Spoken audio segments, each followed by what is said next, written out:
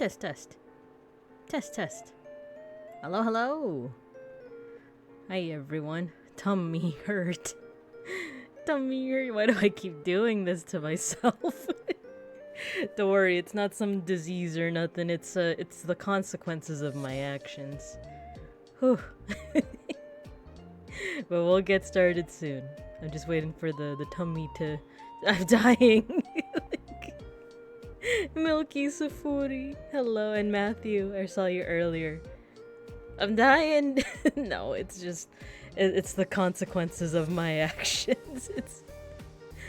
Oh, man. We'll get started soon, though. Actually, I should get some water, huh? Let me get some water.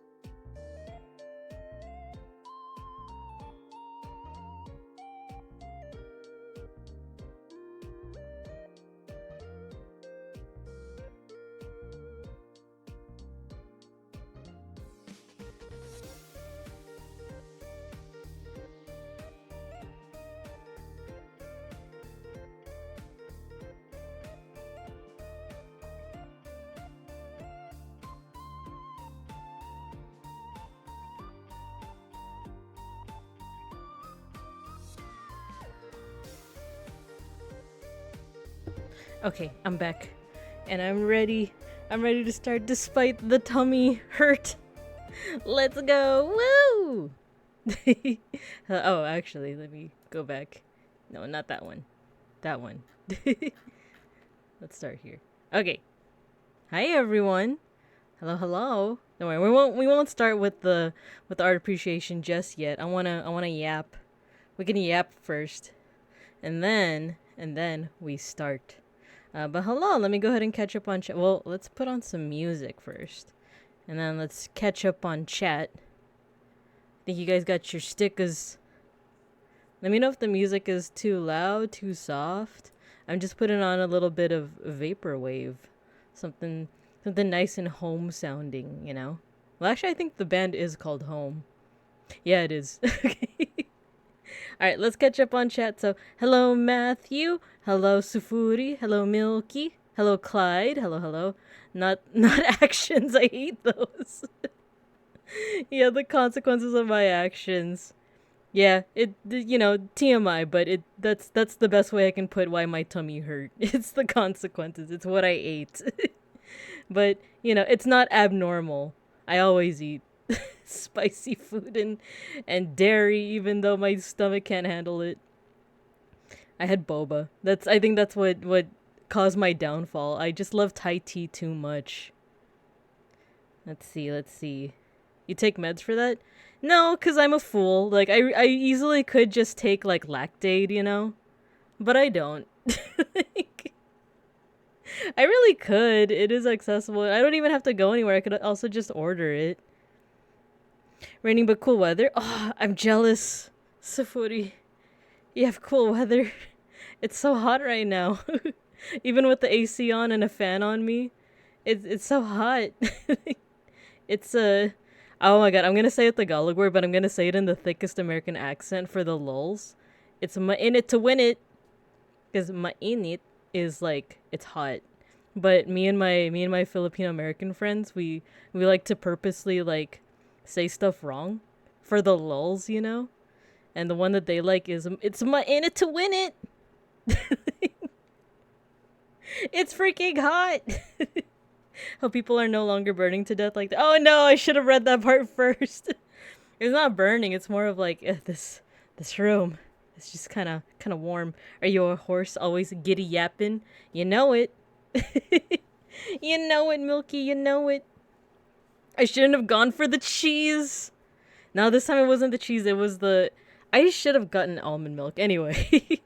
Was supposed to be at the karaoke at a bar, but the peeps didn't get back to me, so now I get to consume some art.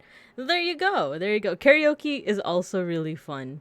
I haven't like had a karaoke night with my buddies in a while because now we're old, and now they're playing pickleball. You guys know what that is? Cause I don't. They're playing. My IRL friends are playing something called pickleball, and they describe it as like it's an old people sport. And the thing is, I say I'm old, but we're not that old. Like, I'm 33. Like, we're not, like, our bones aren't breaking, but we are starting to feel our age, I got that prescription stuff because my tum-tum is a hostile force. Ooh, dang. That, speaking of feeling old, like, I'm feeling old when I'm like, ooh, drop the hack. What's it called, Clyde? Well, you don't have to, but like maybe I should just get some Lactaid. I think that's what I need. Purposely mispronouncing stuff is always fun. Yeah, like, Gomen Nasar. Well, that's not really mispronouncing, but like when you combine English and Japanese, you get like Gomen Nasari, eat a dicky mess, like that's just top tier comedy for me. I don't know. Mispronouncing things is my privilege and right as an English major. Eat a dicky mess. Pickleball? Is that like the hand tennis? I think so. You know what? Let's look it up together, shall we? Pickleball. Pickleball. So yeah, it looks like you have like the hand mitts and everything. Let's see. 1/3 of the way to 100. Yeah. Yeah. Like, I guess. That's one way to think about it, Matthew. 1/3 of the way there. Woo! Okay, let's go back to Ilya. Ilya Repin. Let's see. Omeprazole. No big secret. Okay. I'm gonna check it out. Me at any Mexican restaurant with my Spanish friend. Oh man, do I know anyone that's like Castilian Spanish? I'm not sure. But I live in an area that is very, like I live in an area with like it's predominantly Hispanic, so any Mexican joint, oh, I'm there. Like, especially if it has shrimp. Oof. Eat a ducky, miss. Just to torment him. Oh my god. Well, the thing is, I'm Filipino, right? So you gotta make fun of the Castilians, the Spaniards, right? With their lisp, like un lapith, really? I'm just kidding. If there's any Spaniards in chat, I'm only half kidding. But yeah, how are you guys doing? How's stuff? We're gonna be looking at some art today, but I want to get the yaps in first. While like, even though I'm gonna be yapping for the whole day, or for the whole stream time, right? But man, I this artist that we're gonna be looking at, the first one, because I like to start off the session with like a piece of like, I guess, historical art or a historical artist. And this is kind of like a last minute submission, I guess, because I was just gonna review 4 artists today, but I think it was Perotech, who I think is also a regular in Randon's chat. I see them quite often. They responded to like my tweet about art appreciation, and they recommended this artist. So we're gonna be looking at them first. I have a first gen Spaniard friend here in the U.S., but I won't tell her. Here's the thing, like I do like. If you guys have tuned into my streams before, I really like linguistic stuff, despite the fact that I only speak English. I just think it's neat, like I understand the teensiest bit of Spanish, right? Because like I said, I grew up in like a predominantly Hispanic area, and I took all the way to like Spanish 3 in high school. So I understand a couple of things, right? And then of course, being a freaking weeb, studying Japanese too, and then being Filipino, I picked up a little bit of Tagalog, of Filipino, and Bisaya from my parents. So, I think linguistic stuff is really cool. I think the coolest stuff is like, I'm very used to like Mexican Spanish, like how they speak Spanish and their accent and how they say words. So whenever I hear like Argentinian Spanish or like Castilian weeb, like, or like, Spanish from Spain, it just sounds strange to the ear, or I'm just not used to it, like Spanish from Spain, like to me sounds kind of French, like I don't know. It just has a very strange sound to my ear, not necessarily in a negative way, though. Like I said, as a Filipino, sometimes it is negative. Damn colonizers. But nah, it's that's just how it be. 4 artists, 4 milks. Coincidence? I think not. Yeah, that's why we have the 5 artists now. So now we have to seek out the forbidden 5th milk. If you got the chocolate milk, strawberry milk, and the regular milk, what are the other? What are the the other milks? 2%, almond, oat. Oh no, there's more milks than I thought. Anyway, weeb. But if you guys want a preview of who we're looking at, one reason why let's see, banana, whole milk, raw milk. Oh no, don't drink the raw milk. That's how you get the next pandemic that's coming, right? Am I allowed to talk about that, or is it like how you're not supposed to say, the big C? The avian flu, wasn't that a conversation that like that's gonna be the next pandemic or something? I haven't heard about it since, but I have heard that like, you shouldn't be drinking the raw milks. you gotta get the pasteurized stuff, right? But then of course people are gonna be contrarian about it, and they're gonna be like, nope, that's actually where you get all your nutrients, and and big milk is manipulating. I don't know what I'm yapping about now. Banana, whole milk, raw milk, strawberry, chocolate, banana, green. Green milk. Oh no. Star Wars blue milk. I've had that before. It's vegan. Did you guys know that? I only know because Beans, my partner, is vegan, right? So we went to Disney. The last time we went to Disneyland was 2020, to be exact, late February of 2020, before a certain event happened. We went with some friends, and prior to that, neither of us have been to Disneyland since like we were kids. So it was like, wow, we were finally adults and we're going to Disneyland and this is so much fun. We go to Star Wars Land, or whatever it's actually called, I know it's not called Star Wars Land, but like the Star Wars section of Disneyland. It's like, wow, it's so enjoyable. We're drinking blue milk and green milk. It's so yummy and it's so cool. And then the pandemic happened. And we haven't been since. So I don't know if we ever will go to anywhere that's so crowded, you know? I don't know if we'll ever go there again, but it's a nice memory. It's a core memory. As a VTuber fan, the number of times I wildly misidentified an accent is embarrassing. I think that's fine, you know, like there's just so many accents out there, and like for example, I can't really like when the new Hollow Girls debuted, I couldn't quite place what's her name, Cecily? No, I think she's German, right? Whose was it that like I couldn't quite place her accent? You know what? I think if I didn't know ahead of time, that like, you know, people were saying that like, oh, Cecilia is like German and Raura is Italian. I might have been like confused. Yeah, Raura. Yeah, because she's Italian, right? And then to this day, I can't quite place like Scandinavian accents because like I feel like they're like the way they speak English is just so similar to like I don't know like Canadians and Americans. Because isn't, for example, like Danshi, right? Isn't Danshi like Norwegian? But like I don't know, I'm gonna sound very ignorant, but like I don't hear an accent. So, or rather the accent just reminds me of like American. So I was like, oh, okay. I don't know what a Scandinavian accent really sounds like, to be honest. I switched to oat milk because lactose intolerance. I should just do that. I think I just forgot because okay, the name of the drink that I got is called coconut cream Thai tea, right? So the cream is made out of coconut milk, I assume, because it tastes like it. So one would assume that the milk that goes into the actual Thai tea would also be coconut, right?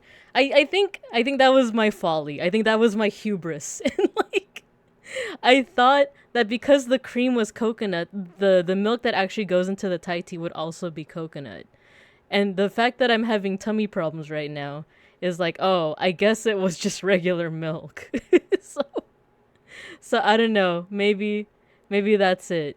Or it might have been the spicy food earlier. Who knows? It truly is a mystery. I heard claim I heard the claim and know that Finland or a nearby country is vaccinating for it due to milk farms. Oh, that's good though. That's good. Like, you know, if you hear news of an incoming, you know, epidemic slash pandemic, why not take those precautions, right? Do not ask about the fourth milk. I guess Ceci was French and Raura was German. Ah, okay. Raura is Italian, Cecilia is German, Danshi's Norwegian, and Elizabeth is a tea timer. She's British in it. Oh, mink like the fur. Okay, sorry about that. Sorry. I sometimes like I'll read a word and be like, oh, they might have misspelled. I'll just you know, like I'll just read it however. Ah. The fourth milk is Oji's sun milk. This is why we ask about the fourth milk. You just gotta know, right? It's delicious Oji sun milk. Just sponsored sponsored by Four Milks. No, but yeah. So, okay. So there's gonna be an ad break in about a minute, but let me catch up. I also thought Tenma was French. I'm just really bad at this. I haven't listened to Tenma because I am always on because that's the one that Randon raids into, right? On the YouTube side. I'm always on the Twitch side. There was one exception where like it seemed obvious that he was continuing like the conversation. And hey, Mega Bronson, hello. We haven't gotten started yet with the art appreciation, but we will once the ad break is done. You got the ginataang sticker. But yeah, like, I'm always on the Twitch side of things. But there was one time where I was like, he's continuing the conversation on the YouTube side. I'm gonna join. That's just me being only slightly parasocial. Only the slightest bit. My true Oshi is Beans the bear. Tenma is Haponski. Ah, okay. Wait, are we talking about Tenma, the person that Randon raids into, or Tenma of Hollow Stars JP? Because I have no frame of reference. I haven't like seen her stuff. The person that Randon raids. Get your stickers. Milks 3 of them do the body good. The 4th one will do your body so good. There you go. Hi, Shopee. Hello, hello. God help me, I have to cut down on my super chatting. I was gonna say, like, you spend your money however you want to. But if you do notice your finances, like, taking a hit, then yes. Oh, Tenma Miami of Face Connect. I'll send clips. Okay, cool, cool. Nice. Your finance. Yeah, I do like okay, because you know how, like, banks. This is the last thing I'll talk about before we have the ad just play. My finances. So I have a spreadsheet where I manually keep track of my finances. I know that if you have, like, a bank account that has a website, you know, like, it automatically keeps track of it, and there's apps out there that you could, like, link to your bank account and it'll automatically keep track of it. But I prefer manually doing it, like manually entering in the amount of money I am spending, and then I just use Google Sheets for, like, the formulas, right, so that it'll calculate all of it. So you have an intense Excel sheet. I prefer it. I prefer manually putting it in just so that it really nails it into my head. I am spending this amount of money.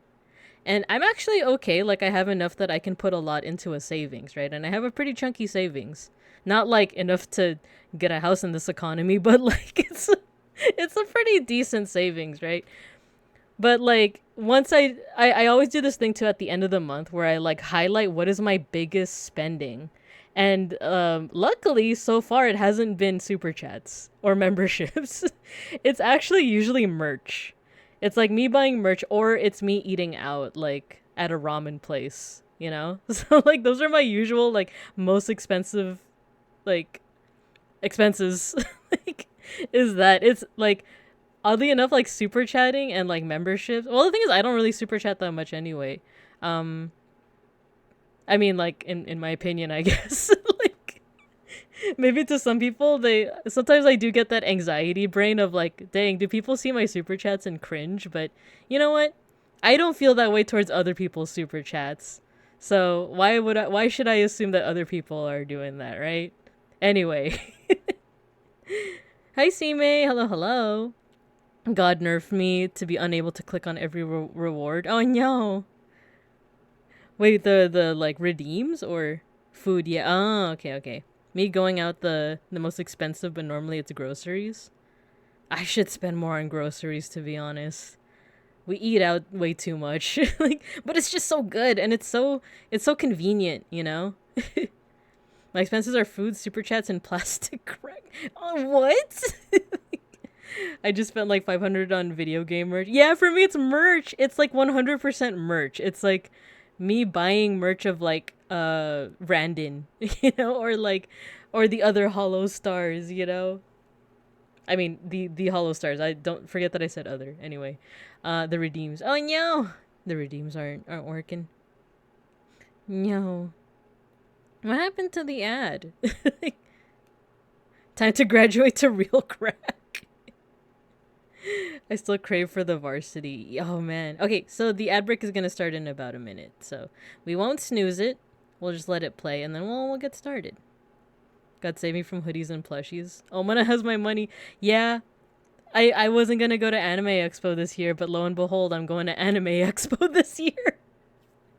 And I'm kind of glad I am, because now artists are starting to show their like what they're selling at the Artist Alley. I'm pretty excited. There's a Hollow Star stamp rally, and I just found out today, right after I woke up from my nap, there's a Digimon stamp rally. So people are selling Digimon merch. So I'm definitely hopping on that. Okay. The ad is gonna play in a little bit, but let's do a quick preview of what we're looking at. We're gonna be looking at the art, a historical artist, Ilya Repin, and then oh, get your stickers, hi Vite, hello, and then we're gonna be looking at the art of Canis Albus, and then Reddy's Lab, Red or Rojito, who is also a fellow streamer, so I think we'll also give them a shout out. There's some of their art. And then Sprouts. And then we're going to end off with Mossy. So that's who we're gonna be looking at for today. Once the ad is over. So yeah. I spent an Overwatch pass and breast cancer donation skins and then 500 on Destiny 2 DLC and raid merch. As long as you can afford it and as long as that's what you enjoy, right? Who am I to pass judgment? Also, breast cancer donation, there you go. Like, you're donating to a good cause, right? Vivinka, I might need someone to help me from... Oh, ad break. I'll read the rest of your comment after the ad break, Sime. Let's go to BRB. I'm gonna hydrate.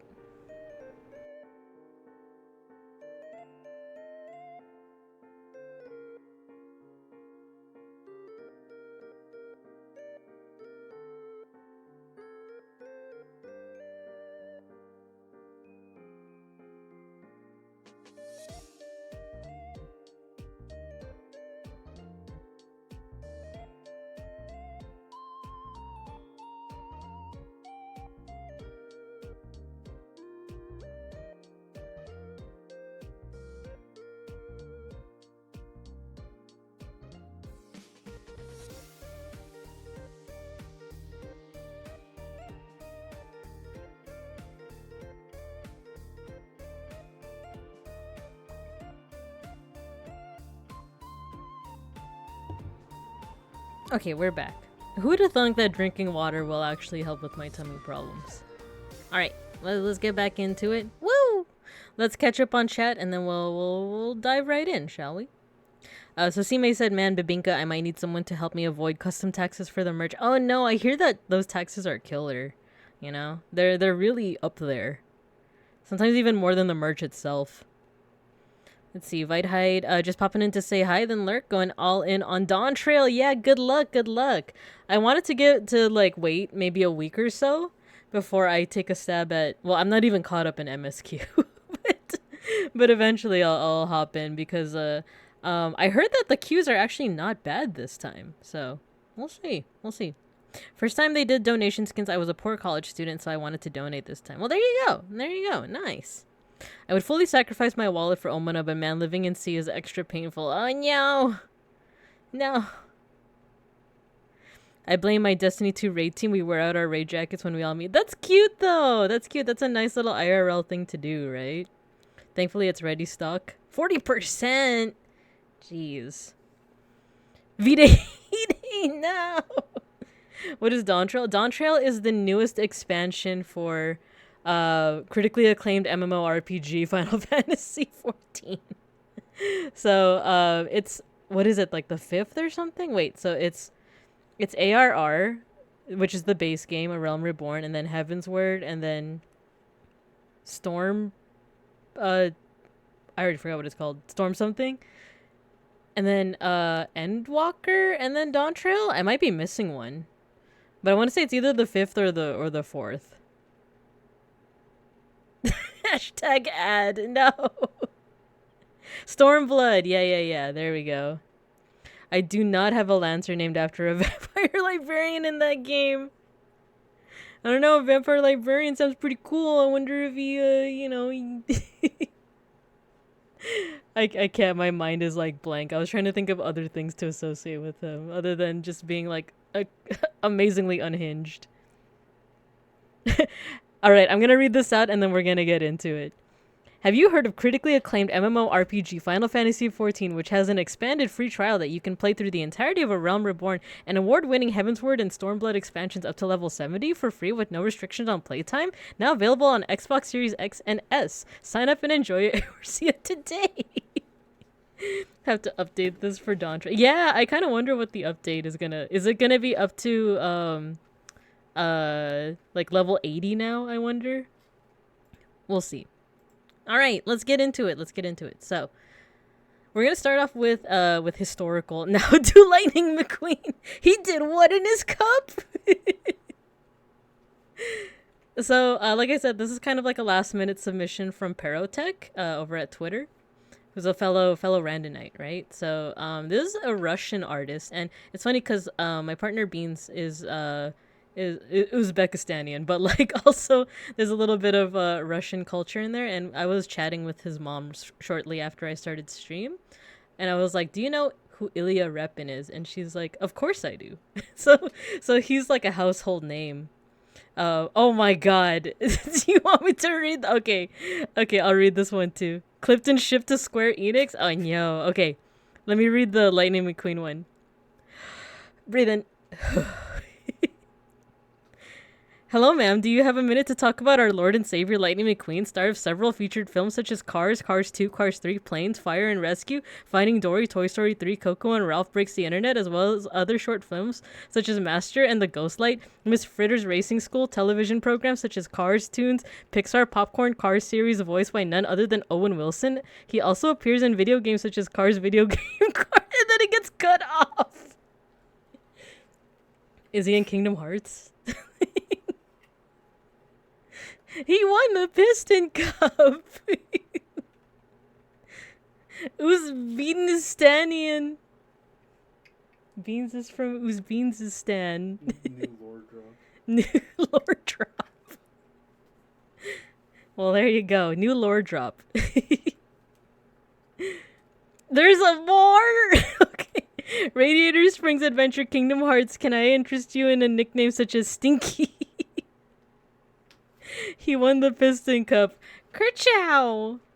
Matthew, why did you have that so fast? Oh my god. I just think of the Gura and Ina cartoon, that's not the origin of it, right? Or is that the origin of that of the copy pasta? I'm an English major, my Google foo is strong. Well, there you go. He did one in his cup. Okay. So, this guy, Ilya Repin, I actually didn't know too much about him. It is as far as I know. Ah, okay. I just know the that one animated cartoon. I like the one where when she says like Owen Wilson, you hear like the wow. Like the Owen Wilson. Wow. I didn't know about this guy that much. But I did recognize this painting. Content warning for blood and death. Little bit of gore. It's very bloody. You guys might have also recognized it. So this is Ivan the Terrible and his son Ivan. I've definitely seen this painting before. If you guys have, feel free to like let me know in the chat. Oh, I'm sounding like a YouTuber. I'm sounding like a drop a comment in the chat. Let us know what you think about this scary painting. It was from 1885. So this is one of the czars, right? So my knowledge of Russian history isn't great. I just know about, what is it, Catherine the Great, Ivan the Terrible, and what have you, you know? But despite my knowledge in Hitalia, my knowledge of Russian history is a bit lacking. So this is Ivan the Terrible, and apparently this painting is set immediately after he kills his own son, who's also named Ivan, because in Russian the name Ivan is essentially equivalent to the name John. So and this is after like they presumably had like kind of like a violent spat, like they had an argument, and the argument eventually kind of like intensified and got to the point where like he basically killed him with this with this cane over here. Oh, Cielo! Hello! Thank you for the raid! Hello! Who requested this? Parotech. Yeah. Okay, let's say hello to Cielo and the raiders. Hello. So thank you for the raid. How you doing, Cielo? Sluggy raid! Woo! You were playing, you were looking at the new updates, right, for Final Fantasy 14? Nice. Hi, Toge! Hello. Let's see. Oh, and thank you for shouting them out. Streaming. Oh, Wobble Dog. What's Wobble Dogs? Let's see. All right. Square Enix has to be notified. Yeah. Hello, Raiders. Hello. We're doing some art appreciation. I know it's a bit of a gory scene that we're looking at, so sorry if that was the first thing you saw. If you gotta step out because of that, I understand. But also, you know, streaming's kind of is pretty tiresome. So if you got a raid and a run to both Cielo and any of the people that came with her, then feel free. But if you want to stick around as well, feel free. Happy to have you. So yeah, thank you. But yeah, if you do want to stay here, let me know how your stream went. I played a teensy bit of FF14 just to check out the updates, but I kind of ran out of stuff to do, so I played Wobble Dogs. I've never heard of Wobble Dogs. Kind of hard to describe. Okay. I'll look into it. I'll look into it. But yeah, we're looking at quite the gory scene. So Ivan the Terrible, who is this Russian czar who was known for why is he called terrible? I feel like I knew this back when I was like in community college. I feel like I memorized more European history back then, because I used to like my my Oshi used to be Napoleon. Like, I used to know so much about Napoleon. I even knew like all of his battles, you know, and like, you know, I like his life was so romanticized that I knew like certain parts of it. Like his wife's name is Josephine, who like kind of hated him and like would talk smack about him and like read his letters aloud, that kind of stuff, you know. I was a little bit more familiar with like European stuff, but now it's kind of all floated out of my head in favor of like ancient history and like Filipino history and culture. So if any of you guys know why he was Ivan the Terrible, you feel free to let me know. But here's like this bloody scene after this argument with his son escalated to the point where he landed a blow with his cane, but he didn't realize that it was like a fatal blow. So here's his son like bleeding out, and you can see in Ivan's eyes, we're gonna zoom in a little bit, you can see like it's hitting him. I mean, no pun intended, but like it's hitting him now that like, oh, I effed up. I killed him, you know? I like, what have I done? And it's very clear in his eyes too. Like you see the brows kind of furrowed, you see the eyes very wide, bloodshot as well. Cuz it's not like a pearl white. The pearl white is the highlight, but if you look at the eye whites, it's like he's like horrified. He's like, what have I done? You know? It's almost like the opposite of like of Goya's Saturn devouring his son. It's like the opposite, but the complement to it, because it's like, what have I done? And like the realization, as opposed to Saturn just like crazed. Anyway, let me catch up on chat. Dog that wobble. There you go. It's a good way to summarize it. It's a game where you raise these dogs that are wobbly and you breed them together and they get even wobblier. Wait, I want to check that out. I want to check that out. I love like VPet stuff, like computer pet stuff. Like, I used to play this game called Dogs with a Z. And it was kind of like that. Kind of another way to say great or fierce or powerful. Oh, man. As in terrible? Like Napoleon Dynamite? Me? I voted for Pedro. No, Napoleon Bonaparte. Napoleon... Never mind, I was going to say something inappropriate. It sounds like Ooblets, but wobbles instead of dancing. I love Ooblets. I saw Toge playing it a couple weeks back, right? I love Ooblets so much. I was about to say that's exactly... Them Saturn eyes. Yeah, exactly, right? Saturn's eyes were more crazed, though. It's almost like he's like lost in the sauce. He's like who knows if he knows he's eating his son. He's too far gone. This is the clarity after the fact. Right? I'll send you the stream link. Nice. Wikipedia suggests the appellation "the terrible" is meant for... Oh! So it is like you said, Sufuri.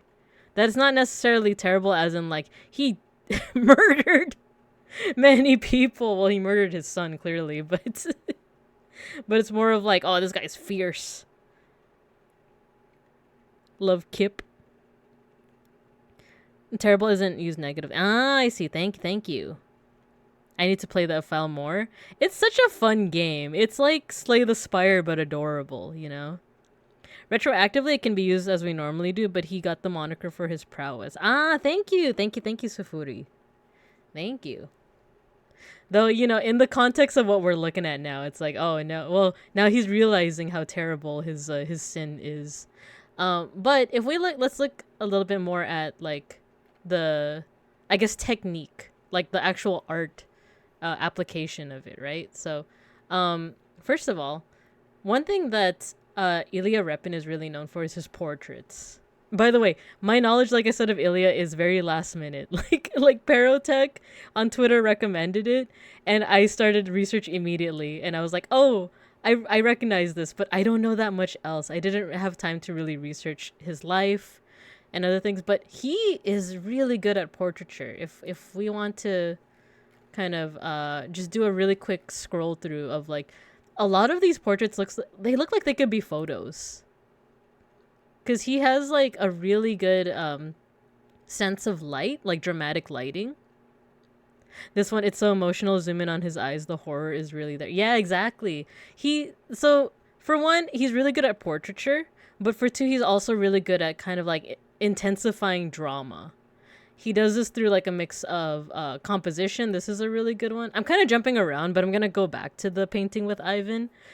When I say composition, I mean like where elements are kind of placed on the canvas, on like the piece of art itself. So for example, like he could have easily just drawn like this guy by himself, right? I don't really know the context of this painting, but he could have just drawn this guy by himself. But by like surrounding him with all sorts of different people of all sorts of different, like there's some people in like kind of priestly robes. You see someone who like is a little darker skin with like a hat that might be like not from that land. And then you see people with like pink skin and brown skin, and like you see some children in the background. You see different emotions here. There's like a lot of dynamism to it. And he's smack dab in the middle, but he's highlighted. He's a little bit more lighter than everything. So just really good at like using composition to just I don't know, really sell the scene, really sell the drama. This too. Yeah, I definitely don't have enough time to just go into like every single detail of these paintings, but just look at the use of like lighting. It looks like a photograph, right? This excuse my French students, but this guy fucks. Like come on now.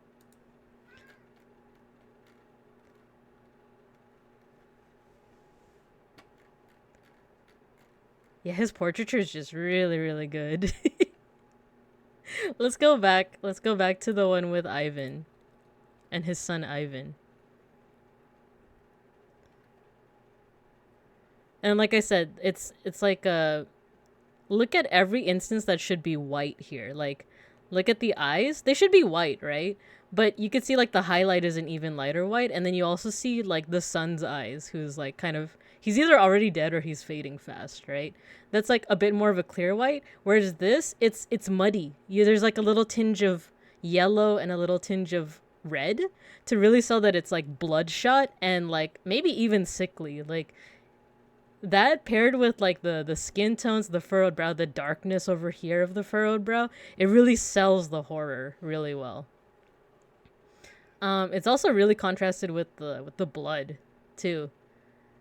Because another thing that I'm noticing is that the skin tones too, his use of skin tones, like you could tell that he's getting paler too. Because like if you look at for those who are kind of just starting out with art, when you like render skin, especially if you do it digitally, you might depending on like the complexion of the person, you might use like a pale like red. Something with like pale red orange. Something like that. Might take away like a Goya that gets down. Exactly. But you can also see the use of like yellows and greens here. And usually like you might think like, oh, if you're adding green to skin, what are they, sick, Or you're adding yellow, what are you making Simpsons, right? But it's by adding those hues in there that you kind of make it seem a little bit more alive, and it really sells kind of the mood of everything. Also like you can also use green and like blue, for example, in skin tones to really put in what's it called? The blood vessels. And also people's skin textures are also just naturally like warmer or cooler, right?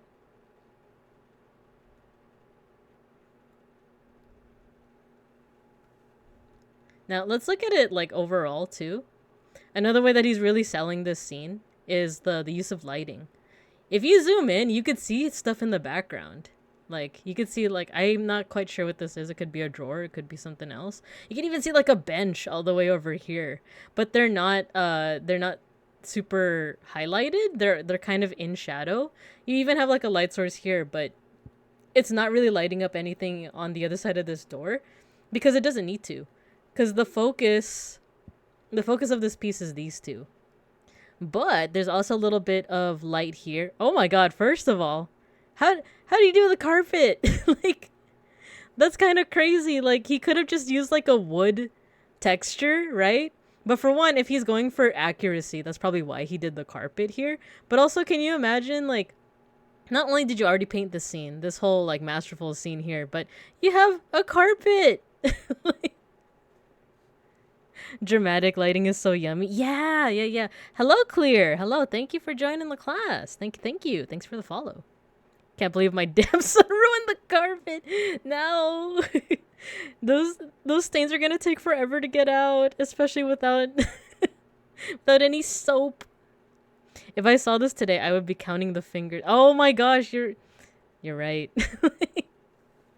Cause look at just the rich detail and everything. Look at the shoes. Like, look at all the detail in the shoes. Like that. I think those are probably what are they called? Like cleats or something. Yeah. Hello. Welcome to the chat.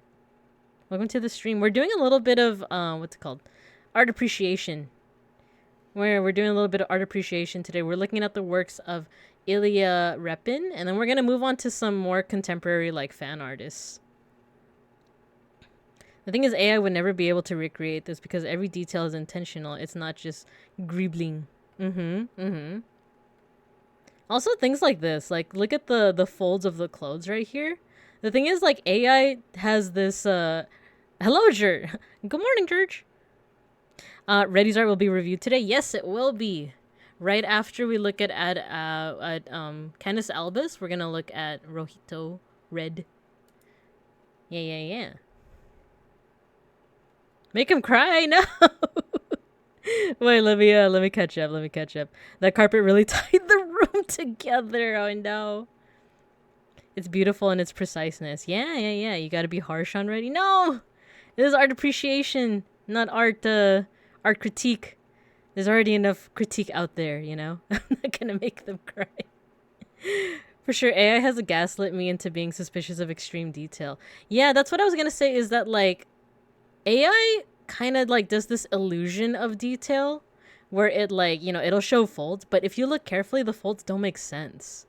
In, like, legit artists, like, they can, like, they also like Reddy's Lab. You're here. Hello. We're talking a little bit about a couple of artists first, and then we'll get to your fantastic art. We're not gonna critique it. We're appreciating it today. So there are artists who like can do extreme detail, but they actually do it very not simply, but it's under the illusion that it's like done with like one or two strokes, right? But it's very intentional. Like the folds of the clothing actually make sense. We're gonna make you want to quit. No. Was about to tag you in the bungalow. Nice. Does nonsense detail AI does nonsense detail that isn't intended to be looked at closely. Exactly. Welcome to the roast of Reddy's Lab. No roasting. No. This is a nice little I don't know cooking terms. A nice little deep fry. Anyway, yes, dramatic lighting all around to really highlight everything that needs to be important in an art piece. Because not only is it the face and like, you know, the bodies here, but you also see like the chair over here or whatever this is that's been toppled. You see the buckles of the carpet, and then you see the weapon, the murder weapon. Dun dun dun. Right? All of those are lit up. Everything else, like nothing is really toppled here. That just kind of like sells that it's in like in Ivan's chambers, right? But this toppled chair kind of tells the story. It's like a little bit of environmental storytelling of like a tussle happened, an argument escalated into a fight, and that's why the carpet is buckled here. That's why you have this this cane that's been discarded. It's after he realizes like, oh, I messed up. So yeah. We can also really briefly take a look at this painting before we move on. But this is actually one of his first, which like well, not first, but first paintings to really get critical acclaim, right? Like Final Fantasy 14. Critically acclaimed MMORPG. This is critically acclaimed painting by Ilya Repin in the 1800s. So, you only get sent to Detroit for heinous crimes. No sending to Detroit. But this is a painting called, I think the barge haulers. I think there's a Russian word for it as well. I can kind of read that, but it will be very slow. Buranki?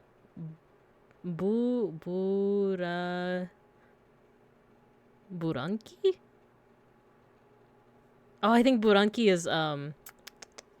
is the barge, like what the word is in Russian. Oh my god, the callback.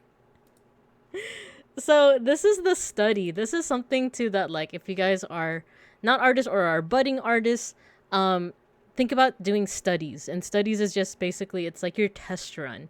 This is where you can play around with things like composition, how you want your art piece to look. This is kind of like the test run before he actually buckled down and actually created the work.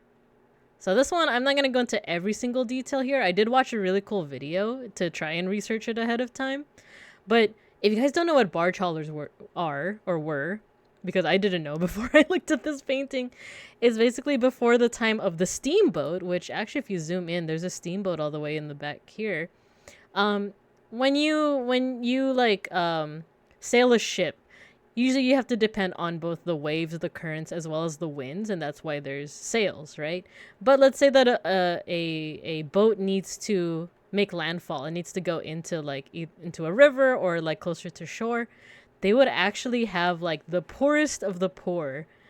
They would actually attach the ship to them with these like what are these called? It's like these belts, right?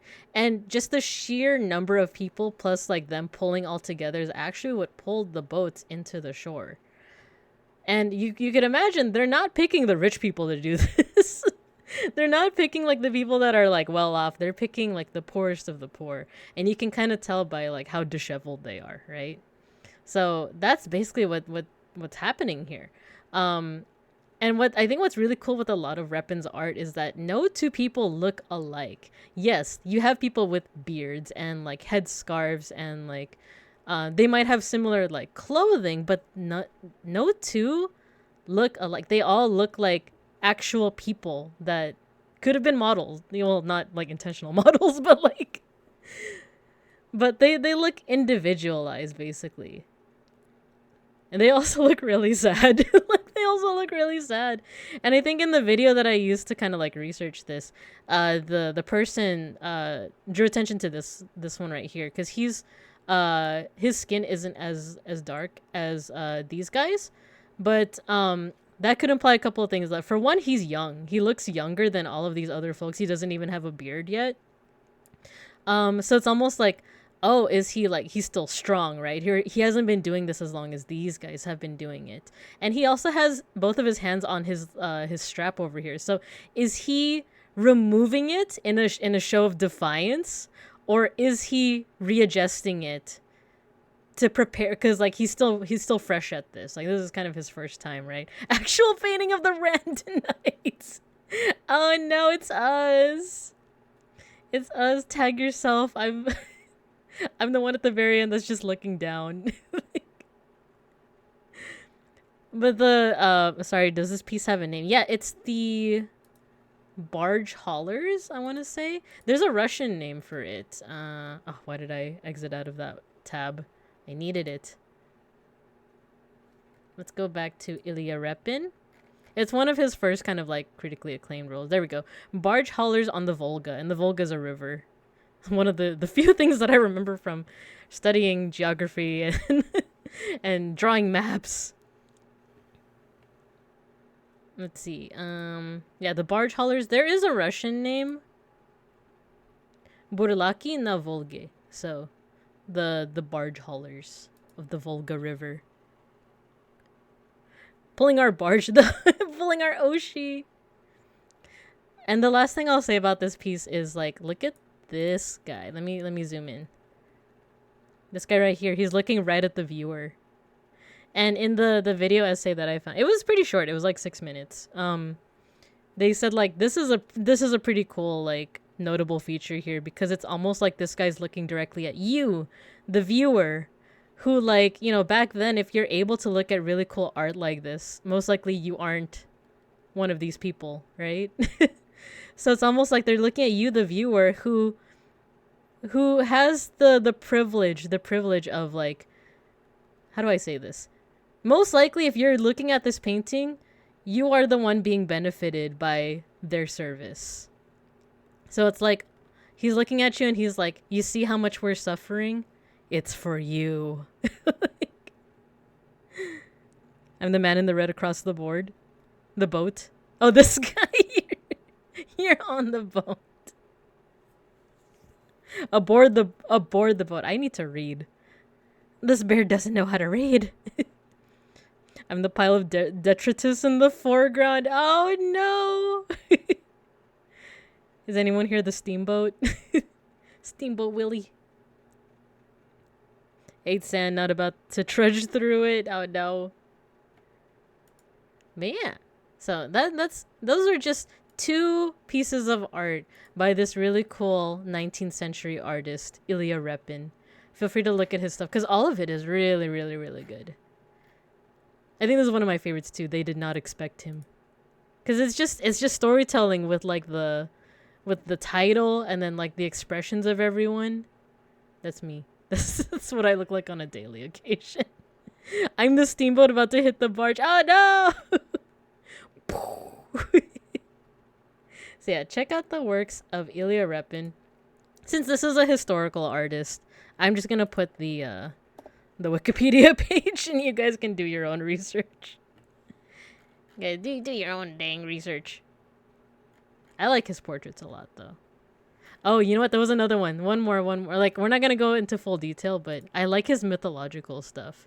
This is apparently based on like an epic poem where a guy has to choose which one of these mermaid women to which one of these mermaid women to marry. It's like which one would you pick? Look, you gonna hit that? It would be funny if there's a piece called "Does He Know?" Does he know? Oh no. Okay, I don't know what it looks like, but I'm looking up Satan. There's a painting called "Get Thee Behind Me, Satan." I'm kind of curious. Let's look it up.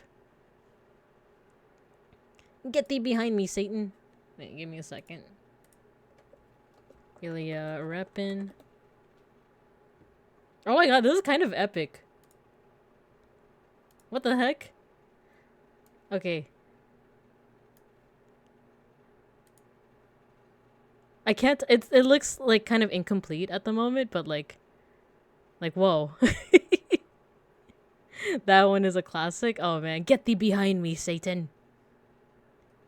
Yeah, that's Ilya Repin. I do want to get to the rest of our amazing artists for today. So feel free to do whichever research that you want to do. Me and the bestie, I'm Satan.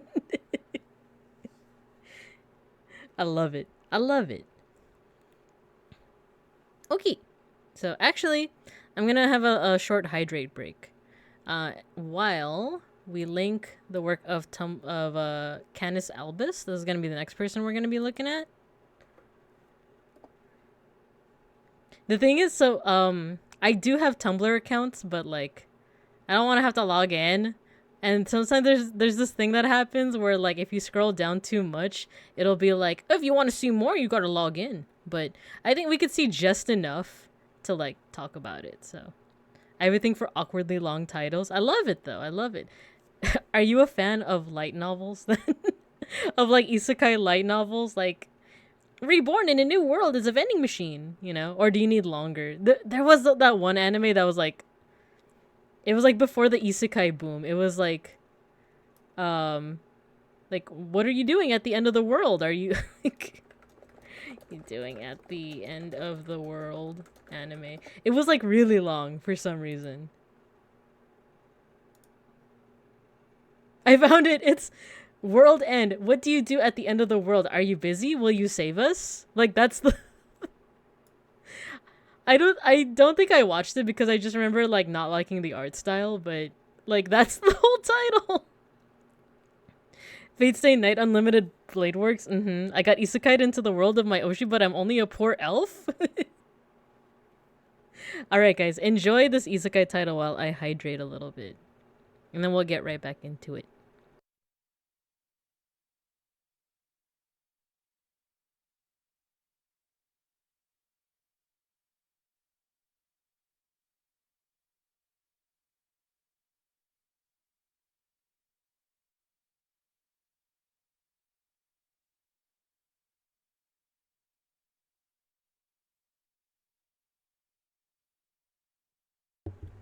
Okay. Let's get back into it, shall we? So this is the next artist we're going to be looking at is Canis Albus. This was recommended by beeplebees. And right off the bat, this is a contemporary artist. So I think the rest of the art that we're going to be looking at for today is all contemporary, by which I mean they're like artists nowadays.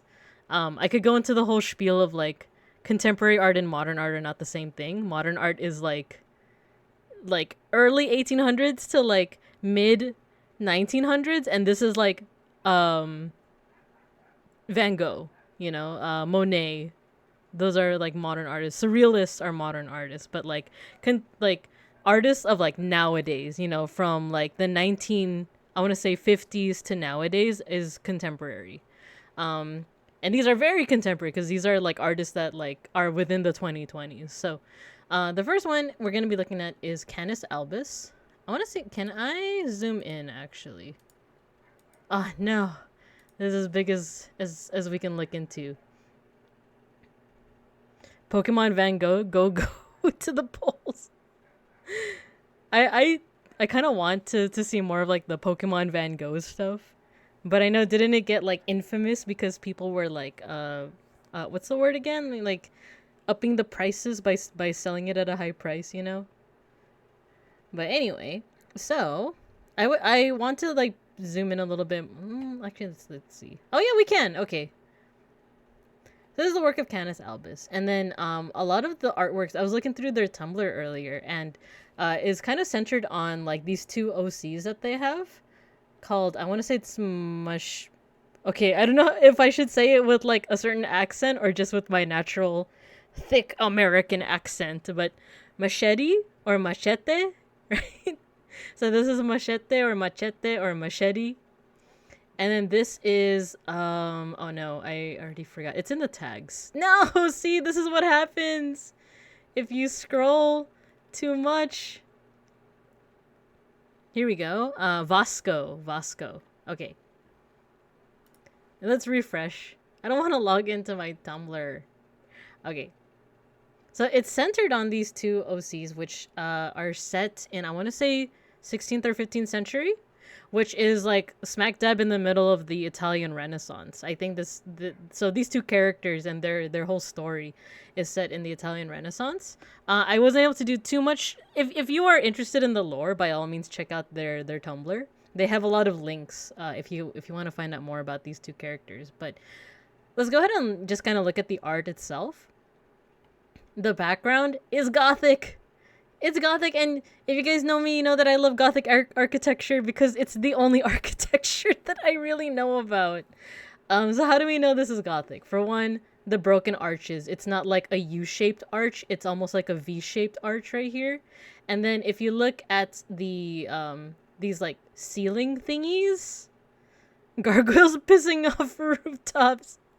I actually don't know too much about like gargoyles and like if they're always on Gothic architecture or just church architecture in general. I know that what is it, Notre Dame? A Hunchback of Notre Dame has the gargoyles, right? So I think they are also somewhat a hallmark of like Gothic, but it might also just be like broadly church architecture. And then this thing over here, this is like, I don't know if it's I forgot what it's called, but it's called like vaulting. There's like a specific type of like vaulting. And like you see these in like medieval Gothic architecture, which is slightly before the Renaissance, but you, of course, you still see it continue into the Renaissance too. But let's look at this little comic together, shall we? I also have I have a cheat sheet on my personal Discord. Because I did look at these ahead of time and try to write some notes. Let's see. Okay, here we go. So, this is a little comic with these two characters. And it looks like, they're in a very tender, intimate embrace. And then we see this character, Vasco, letting out a breath. And this person looks like they might even be like a little embarrassed, a little bashful. And then they're saying, "Say, are my old eyes deceiving me? Or have you managed to gain height since the last time? What are they feeding you here?" And this is their signature. I believe it's my boots, actually. You see these heels? And it shows us the heels. I have them custom made by this master shoemaker in Milan who... And then it cuts to... no! I don't want to log in. Okay, I'm just going to zoom out. But it's this very, basically, like, intimate... Like, the jaws are open. It's going into, like, the nape of the neck, which, like, normally, and if animals do that, they're going for the jugular, right? Like, especially because, like, these are, I guess, furry anthro. I don't know too much about, like, furry terminology, but, like, this looks like he's going for the jugular. But in context, right? In context, it's kind of intimate. It's maybe even a little erotic, right? Like, and I know you can't see it that much because I can't zoom in too much. Otherwise, it's going to give me that Tumblr, like, you should log in. But I you know what? I'm just going to link it. I'm just going to link it in chat. You guys can, if you have a Tumblr account, feel free to, like, view at your own leisure. Tumblr protecting my Christian eyes from lewd ankle drawing. No! But yeah, like, I just really love just the intimacy of the scene. Like, how they're having... a little bit of banter, and then even the expressions, like, look at his expression. this dog's expression as this one's talking, right? Of like, yeah, he's humoring what he's saying right now, but he's also like, man, I just wanna do stuff. I just wanna do stuff right now. No wanton sluttery allowed. No, it's academic. It's very intimate. It's very romantic. But yeah, like, even though this looks kind of fearsome, to me it reads more as like, it's the tension being broken right before, like, a big moment, right? So I like it. All that to say, like, I kind of like this, especially, like, in the setting, in this, like, kind of medieval / Renaissance setting. Those two terms aren't interchangeable, but, like, but, they're kind of bordering on each other historically. So it's a very nice, intimate look. Couple other things before I move on to this work, which is also really good. Boku no Hero Academic. Boku no Hero Macadamia Nuts. Color here. So, oh no, I'm already starting to feel my throat a little bit, and we're only at artist 2. Use of color is really nice. Because you have, like, overall, this is, like, yellow and blue, while here you have, like, white and red. Actually, when we get to Reddy's art, we're going to talk a little bit about using color to kind of, like, create really strong color palettes that help kind of define a character. So this is just a little preview of that concept kind of at work. But also, yeah, just the expressions, the intimacy behind it, the use of Gothic architecture. This whole theme of, like, kind of like medieval Renaissance, you also see it in this artwork, which is also very intimate, very nice, and very kind of soft, right? So we have these same characters, Vasco and Machete. They are in a tender embrace, right? But here this is a little bit different because this is kind of more so a comic, right? A narrative, a comic that's telling a story. Well, here, this is more of an illustration that doesn't need to have, like, too much of, like, a realistic background. Instead, as soon as I saw this, it kind of reminded me of, are you guys familiar with illuminated manuscripts and tapestries? Because that's what that reminded me of. I'll show you some examples right now. These are also very much, like, something that you associate with, like, medieval times or, like, Renaissance time. Well, more so medieval, but you also see them go into the Renaissance as well. These are, like, medieval books, more likely, like, Bibles or prayer books and stuff. And illuminated just means that it's like it's the illustration part, but the illuminated also partially comes from like the fact that some of these were like gold, gilded, covered in gold, like the Book of Kells. Actually, I'm not familiar with the Book of Kells, but let's look it up. Book of Kells. There we go. I'm familiar with the Book of Hours. Ah, yes, exactly. Oh, this is cool. Yeah, so it's like prayer books, but they would also have illustrations. Let's see. Yeah, see, and like the thing with these illuminated manuscripts is that sometimes they have like a central image, and then they would have like decoration kind of all around, and like every part of that decoration or every part of like the illustration has like it's just filled. It's just filled to the brim with like detail. You also see that with tapestries. Let's look at medieval. There we go. Now tapestries are not books. They are like they're not quilted. They're like sewn. But they are most like these ones would most likely be like posted on a wall, almost like a painting, but it's like sewn instead. It's a wall hanging. But very similar, you know, like you have like a central image, but it's like covered in like detail. But there's one last thing I forgot to mention is the border. There's usually a border around this and around illuminated manuscripts. So basically like all these things are very medieval, which it does eventually go into Renaissance, but you see it here too. Like there's not a super ornate border, but there is a border. There's like this use of like this how do I say this? This artist could have easily drawn like a halo, because this looks like a halo, right? They could have drawn it like more realistically or more naturalistically, but instead they chose to make it more what's called symbolic. Like if I told a 5-year-old to draw the sun, right? Most likely it would be like a circle with like some lines to show the sun rays. But if you go out, okay, never mind. Don't go out and look at the sun. Don't.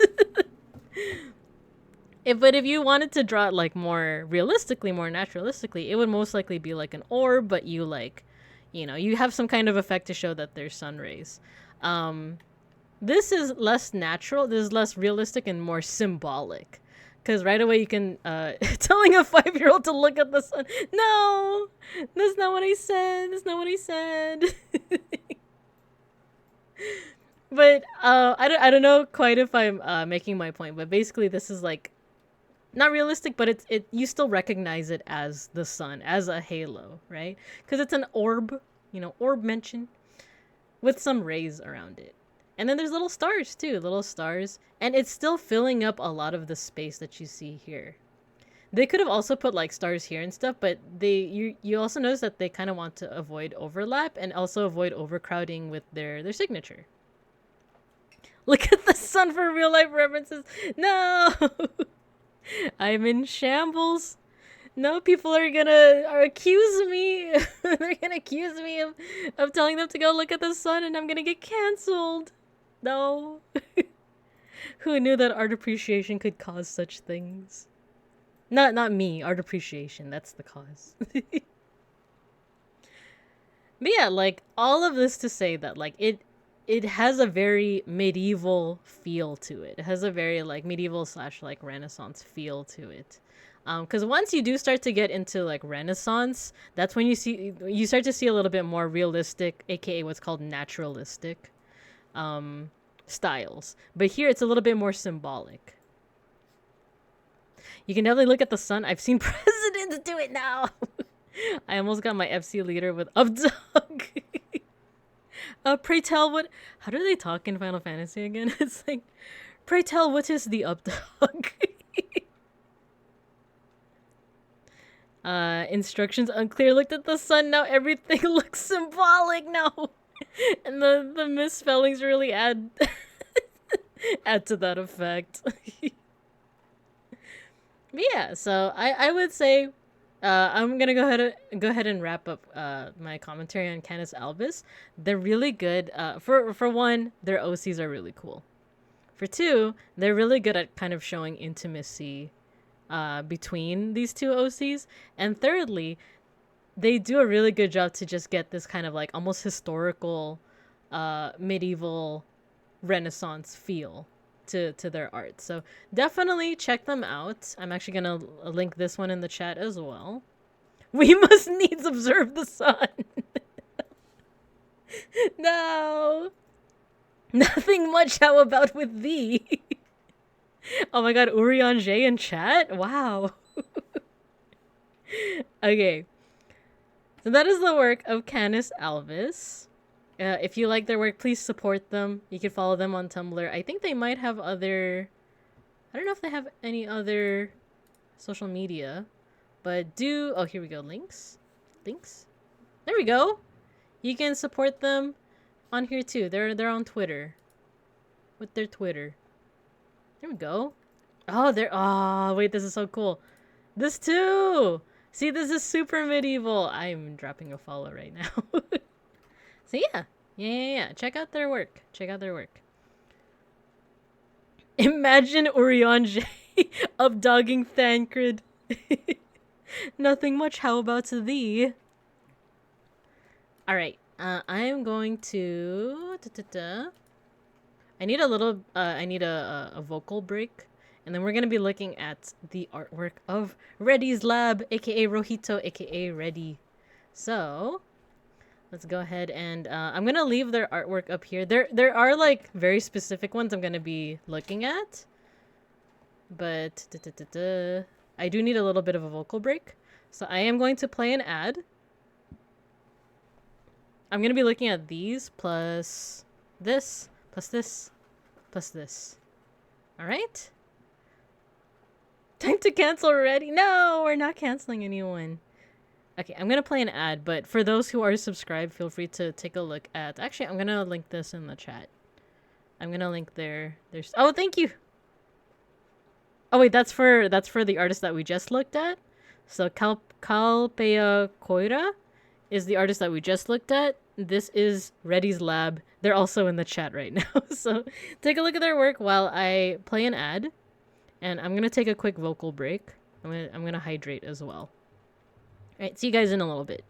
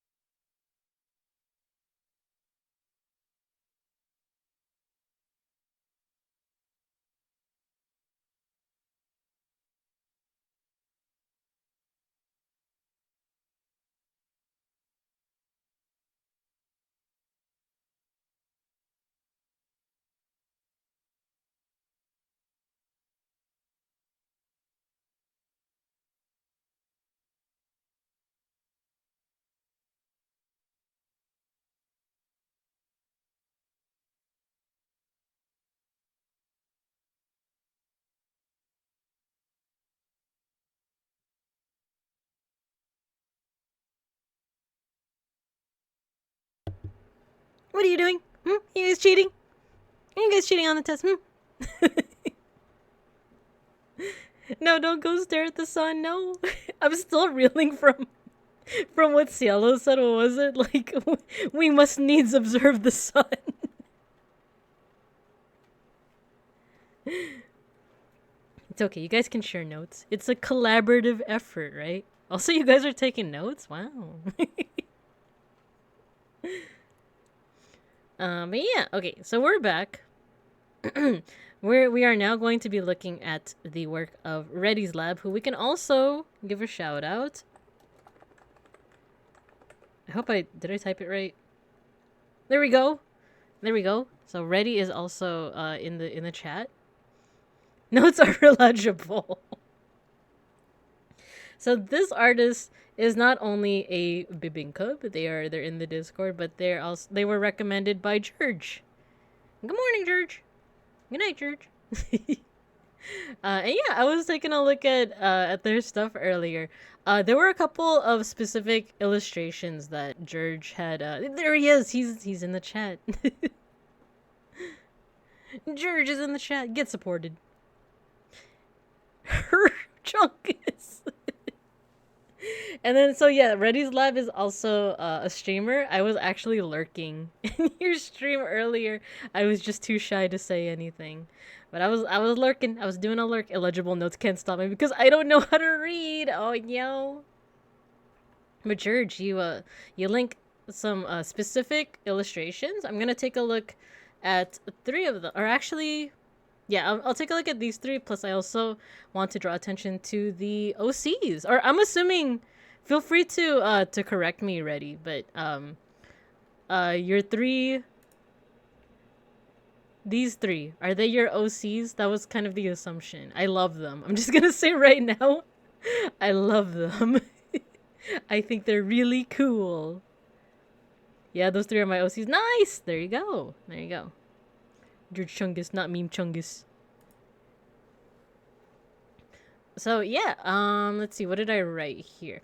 Okay, so the cool thing that I noticed from Reddy's art is for one, there's this pretty cool diverse array of styles. So Reddy can not only do kind of this like more cell shaded style, but also a bit more of a painterly style. Actually, these two together kind of show kind of that diversity. Let's zoom out. Look at this. First of all, this really cool illustration. Those are your girls. I love them. I love your girls.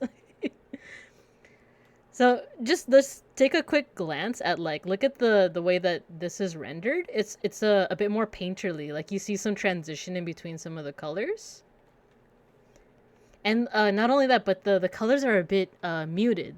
They're not super duper vibrant, but we know that Reddy can do super super vibrant colors as well.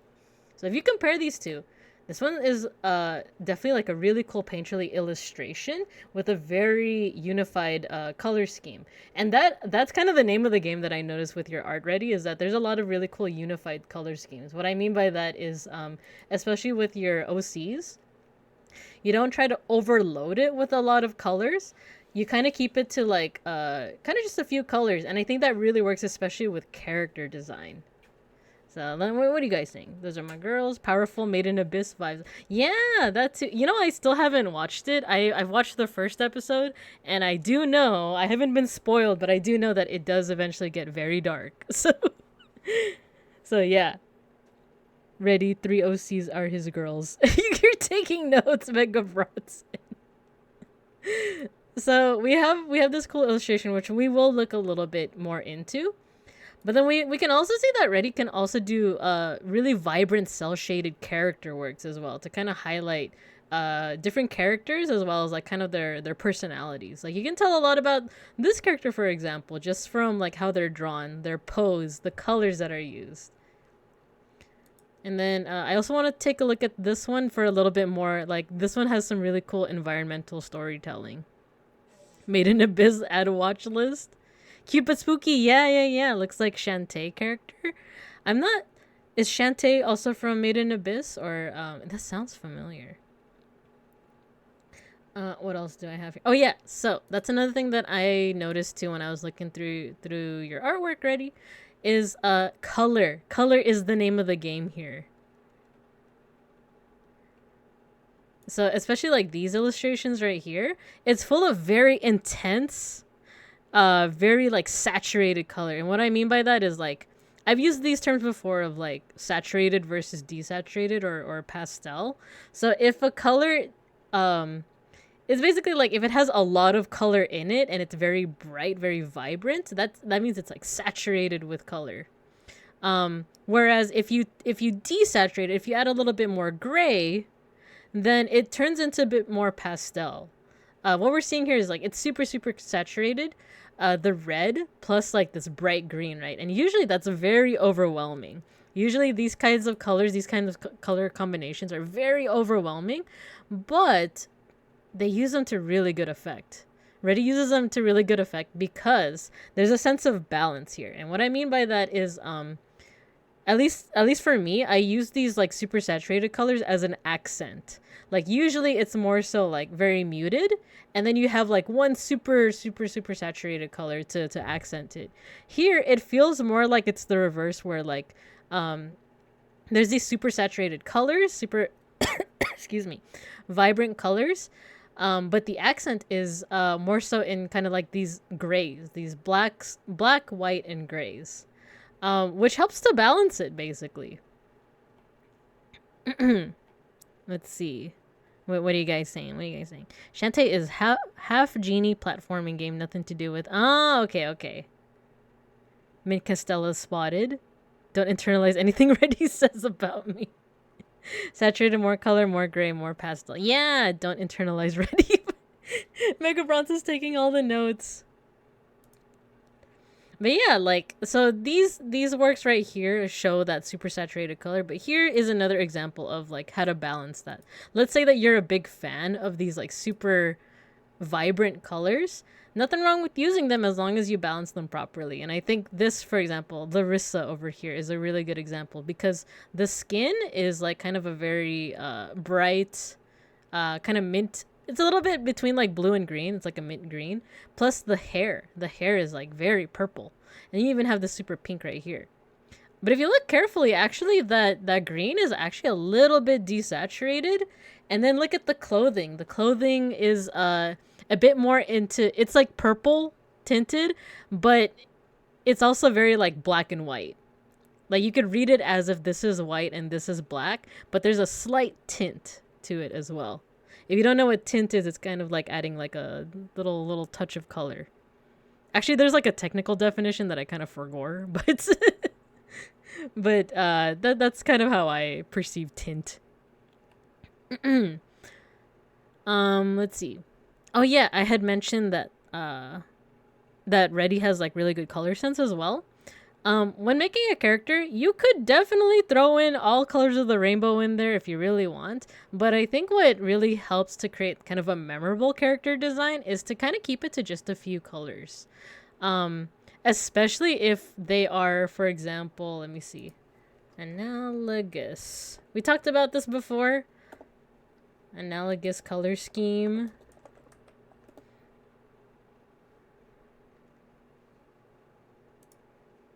We're gonna bring out our handy dandy color wheel.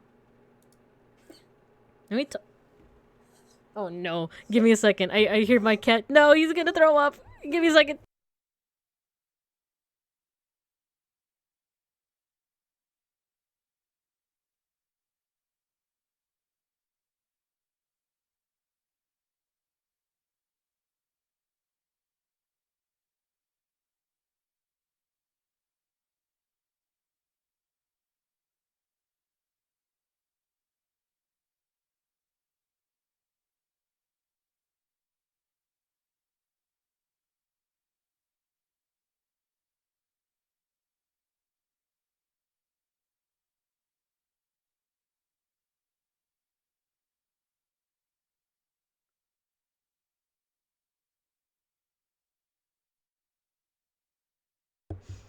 Okay.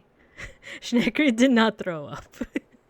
Which is fine. If you're a cat owner, you know that that's not like a cause for it's not a cause for concern. It's just a thing they do, especially if they like lick up too much of their fur while they're grooming. But the thing, oh my god, the thing with Shinakri is like I'll hear those sounds. Like if you're a cat owner, you know exactly what sounds I'm talking about. Like the like they're about to vom, you know. So I got a paper towel and I put it right in front of Schnackery, and he actively avoids the paper towel. He's just like, nope. I need to vom on the floor. I can't be vomiting on this filthy paper towel. Gosh. He's fine though. He didn't actually throw up. But and even if he did, it's like a easy cleanup. It's not stinky. It's kind of like ugh. Yeah, exactly, Reddy. They eat too fast, and it's like, why? It's a cause for cussing at the cat. No, it's like, no, why are you like this? I know exactly what you. Yeah, yeah. It's like a exactly, Matthew. It's like a retching. It's like a.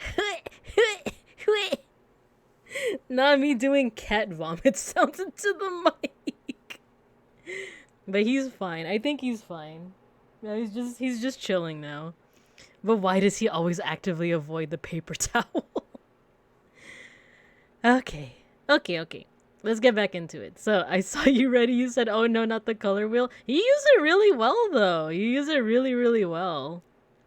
Like, um, we talked about like analogous color schemes, which means on the color wheel, these are colors that are right next to each other. So if you make a character, like for example, let's go back to this character right here, purple, blue, like blue green, and like this kind of pinkish indigo color. So here we go. We have like the blue, we have the indigo, like this purplish color, and then like a like teensy bit of it's more blue, but it there's a little teensy bit of green in there as well. They are all right next to each other on the color wheel. So if you look at that, it makes for something very unified. Like I said, it makes it I don't like it. It kind of like gives this aura of like it could be like a ocean themed or space themed. Put your cat into the mic so we can hear it better. No. My hearing is fine tuned for that sound on laundry day. Ah, no. Pumpkin would do that. She would specifically vom on the carpet. I know it's like, why are you trying to put like a paper towel in front of me? Disgusting. I need to vomit on the bare floor or else. But yeah, so that's one example of like this really really good color sense. Same here. This also looks very like analogous. Disgusting. Not this character. This character is adorable. Sephi, super adorable. I for one think we need more Cyclops characters, more cute Cyclops characters. Cause look at this character. He's so cute. Oh, and the little horns. I love the little horns. So let's look at the colors again. We got the pink hair, which is actually desaturated, a very desaturated. And then we have like this kind of orangish tail with maroon and red skirt. So all of that is like kind of over here on the color palette, like a little bit like this way, if you can see my cursor. So that's example of like analogous. Vom on the floor, not paper towel. No, don't put that. No, don't put that on your notes. Yeah, isn't she cute? I love the eye. I love the expression so much. So cute. Ah, cute, cute, cute. So, like I was saying, like you can use super saturated as long as you balance it out. Here, actually, now that I'm looking at it, this is a little bit more on the pastel side, but Reddy is also playing around with value. So some of these are dark colors, some of these are light, and some of them are kind of in between. Actually, this kind of in between, trending towards like light. Because it's not even just about using cool colors and balancing it out with like desaturated and saturated. It's also about using your darks and your lights as well. So this is very nicely balanced. And I think this one is actually an example not of analogous. It's actually kind of sort of yes. So let's forget about the horns and the scarf for a second and just look at the colors that are being used for this character, Amaretto. Very cool name. So we got yellow. We got another shade of yellow, and then this is kind of brown, a little bit towards red, and then the skin is gray, but if I were to judge, I would say it's trending a little bit towards yellow. So let's look at our color wheel again. It's kind of on this end, but then look at the horns and look at the scarf. Actually, the eyes too. Oh, actually, now that I think about it, this is a so if you look at the scarf and the horns, and you get blue, which is actually kind of the opposite on the color wheel. But then we also have the eyes, which are red. So that actually makes kind of like a triangle. There is a name for it, but I kind of forgot. like, it's like triadic, I think. It's like a triadic color scheme. Oh no! He's throwing up. Okay, give me a second. Give me a second.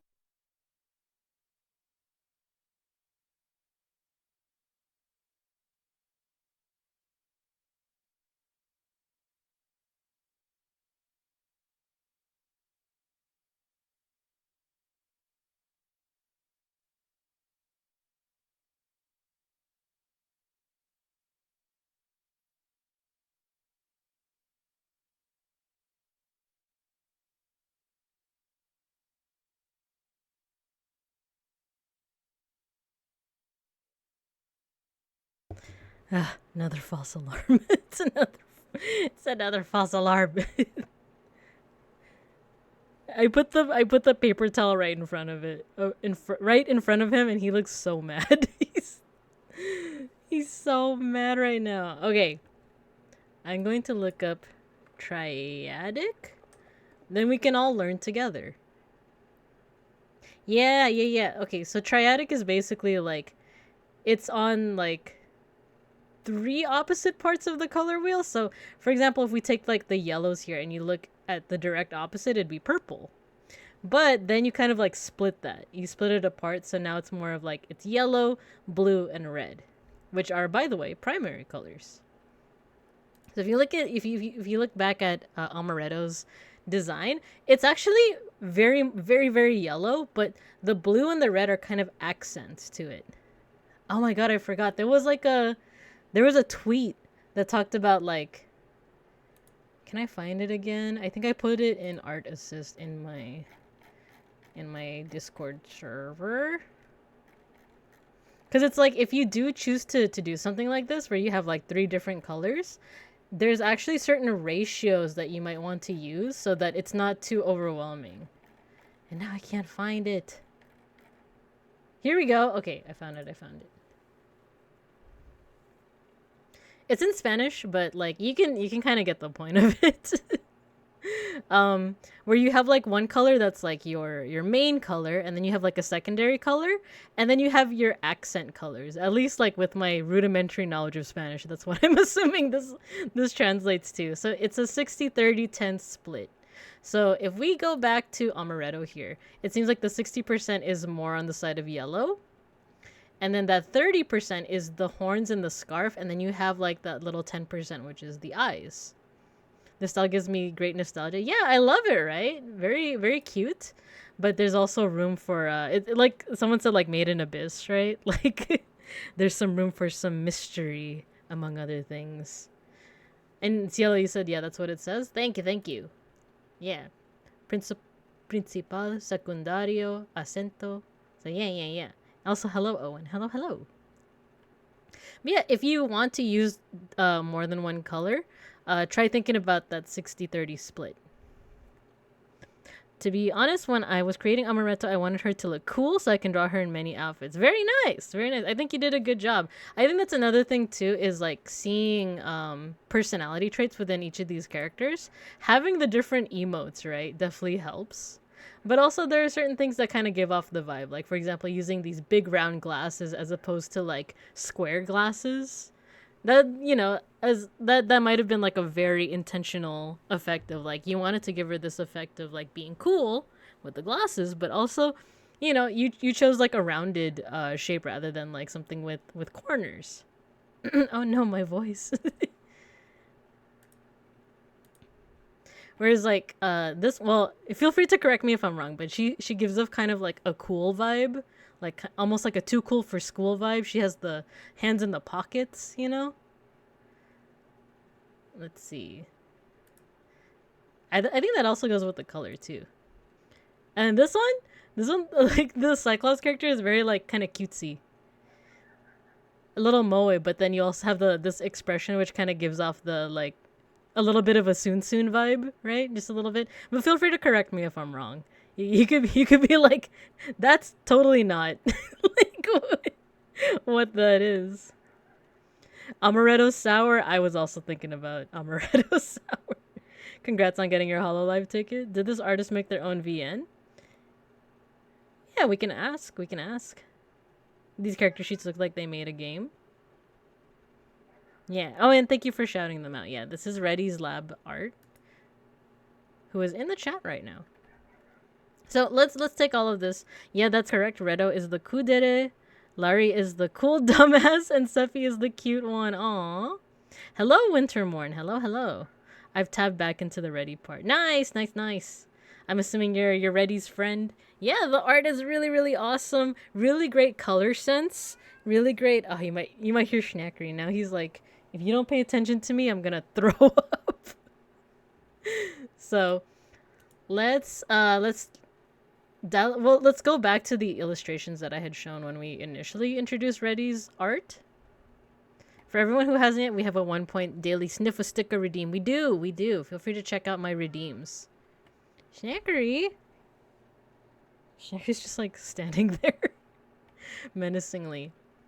So like I said, we have this really cool diverse art style where Reddy is able to both do kind of like these really bright character-based like character-based like artworks, as well as these really well painterly rendered illustrations. Oh my god, this gives me the same vibe as, wait, should I say it? Like, there's something about like the plants and kind of this post-apocalyptic feel, and then these parts kind of look very meaty. Like they could be entrails and stuff. I was gonna say, if you're familiar with this, if you know, you know. Reminds me of something called Saya no Uta. Which is a heck of a visual novel, but I also want to say that I like it. It's really going for that kind of like mysterious, maybe even gory feel. Saya no Uta, let's go. My first VN. What a heck of a VN to start off with. Yeah, that's meat. Nice. Kind of, it's really well. So overall, this illustration, for example, it's a really cool study in contrast with colors, because we were talking about the